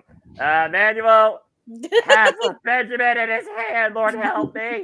That being said, Emmanuel, always appreciate you, pal. Anything you want, Pub, we're going to be able to connect with you. Yes. For the scared universe of Jeff Meacham, who don't want to waste $10 to face the reigning, defending Dean Knights champion, and everybody's scared. Everybody's scared. That no one wants to be the fourth contestant of The Price is Right. I've been trying to hustle, make this championship be prestigious, like Gunther, but now I have to be like Roman Reigns. Who wants to be compared to Roman Reigns? No one wants to face me. What's up with that? I tell you what, if I didn't have to host, it sounds like I'm going to be the host with the Bob Barker microphone. I probably would be the contestant. I don't know. I don't know California prices. This is goddamn right. I'm calling out the universe, Jeff Meacham. Please donate $10. Go say, I want to challenge him. I want you to throw him. I want that challenge. We do have people in mind. We're trying to get there. We'll get there, and luckily we've got over a month and a half to go for the Price is Right Contestants Row games. Yeah, because Price is Right. There's 4 contestants. We need 1 more. This is not Price is Right if we don't have the 4. I mean, to be fair, I think there was one point. Okay, wait, no, we're going way off the rails. That's a different conversation another day. Stay tuned, folks, for Open Mic Night for the conversation of game show history. Some point down the line. Anyways, you can find me at Emmanuel Dominguez, Facebook. If you see my sister, that's me. I have 2 accounts because of games online. You need extra friends to continue your path of games, but that's a different story of a different generation of Facebook we don't want to talk about. But that's about it. I mean, you can find me on YouTube, Emmanuel Dominguez. I have some videos that I posted of my cinematography days at school. Full Sail. I just graduated on Tuesday. Congratulations. Yeah, thank you, and hopefully more to come in the future. Well, if there's one thing I can say on behalf of JJ and Jeff, I know there's definitely going to be more of both of you in the future when it comes to these fun little shared multiverse media presentations, whether it's super predicting or something else. And we truly do appreciate both of you. And good luck. May the bad predictor win. That being said, JJ, you and I got some work to do pretty soon. But besides your social medias and the other activities that we have ahead too, anything else you want to simply promote and where, of course, people can find you? I was just going to say, you don't have to run through all the normal shows today, because I know between the pay-per-view and Open Mic Night, we're going to get our fill of shills for me in. Ain't that the truth? I mean, so show this and then you can just take it down. You can follow me on social media like the graphic just showed. The only thing that I really want to plug for tonight is coming up at 7 o'clock Eastern, 4 Pacific, our coverage for Survivor Series across the multiverse of media. My daughter will be on for the first half hour to give her thoughts and predictions on the show. I've promised Dennis that he can come on for the second half hour of the pre-show, give his thoughts. That way they're not both sitting there together being all goofy together, and they can keep things serious. Okay. But get a little bit of a different perspective. 2 14-year-olds giving their thoughts on the show before we go live at 8 Eastern, 5 Pacific for the full coverage, and then of course Open Mic Night afterwards. But if you'd like to see a few kids' perspectives, including my own daughter's thoughts on the show, tune in at 7 Eastern, 4 Pacific. The naturally gifted Natalie with a very wonderful voice. Again, JJ, you're doing good things. Keep it up. Thank you, good sir. That goes for you too, Jeff. And thank you, everybody, for tuning in once again. As they alluded to, of course, we'll be back here on the Motherverse Media within about an hour, ironically, too. Pre-show for Survivor Series, and then our live watch-along event with me and JJ on the call for Survivor Series. Then we'll go into, of course, the weekly Saturday Night Shenanigans that are Open Mic Night. I'm sure there's a fun agenda ahead and probably a very unique extra topic from out of nowhere based on what unfolds tonight. So stay tuned for more on that. And as Jeff and JJ alluded to, please follow News affiliate Attila when it's wrestling time at Rangers of Wrestling as she covers Raw, Dynamite, SmackDown, and Collision every week. Again, that's Rangers of Wrestling right here on the YouTube. And of course, you want to follow me, be part of Prediction Leagues, part of these panels, want to be, just engaged. Follow me if you choose on the Twitter and on YouTube and Imposter 1916 for all things wrestling. And shout out, of course, to my entire XCW family on the Twitter and our social media platforms. The Twitter is primarily where you'll find the league forums, you'll find the leaderboards, a simple hello in your day, and where I keep you in tune and what's coming up with predictions galore in and out of No DQ. But you can also follow the simple YouTube channel, give your own simple assessment to the biggest shows in and out of all professional wrestling and sports entertainment. Damn it. I also, of course, run the HW View Impromptu, a free-form podcast that me and my HW crew started back in 2020. We'll be back very soon with a show discussing Survivor Series full gear and going into the last month of the year, what ATW approved and what we think might come out of the rest of this year, too. If you haven't already, follow my friend Amara Jade across the pond. Shout out to Megan. Amara Jade, where she continues to prove that Jade's worth more than gold. Wish you all the best, my friend. Never stop fighting. Catch the weekly conversation on all things All Elite Wrestling with AEW Spark, courtesy of WWE Productions, Owen Finch, and Zero. They do a great job with it. And of course, City Predicting's not going to let up anytime soon. There's still plenty of those left, as JJ alluded to, along with a Simple Take Super Show, and that will be coming up next very soon. Date and time to be determined. So stay tuned for our Simple Take Super Show that will cover Full Gear and Survivor Series before we get to Year's End with World's End. And as far as the predicting goes, we have World's End, we have Ring of Honor, Final Battle, we have NXT Deadline, and Impact Wrestling Final Evolution before Impact Wrestling becomes TNA. And of course, there's so much content we have coming up for you in 2024. And hey, they seem to be putting out more wrestling content than ever. Isn't it a great thing? Lord help me. Here's just some of the stuff that we're going to cover already in 2024, starting with Wrestle Kingdom 18, and more is being added as we speak. And that's just some of the stuff coming up in and out of the Jet Visionary Multiverse Media 2, along with our TNA throwbacks, our Journey to 40, and so much more. And if you haven't become a member already, become a member at Cassidy 18 Studios today for some extra reviews in and out of wrestling too. But as always, let it conclude, there are no winners, there are no losers, there are no betters. Just fans with opinions for this passion we all share. Why some call it sports entertainment, I look at the other aspect, and that, of course, is professional wrestling. Damn it. But I digress. And at the end of the day, folks, support one another, respect your protect your mentality too. Journalistic integrity and clickbait be damned. Treasure your families and just enjoy life and enjoy professional wrestling. It is truly as simple as that.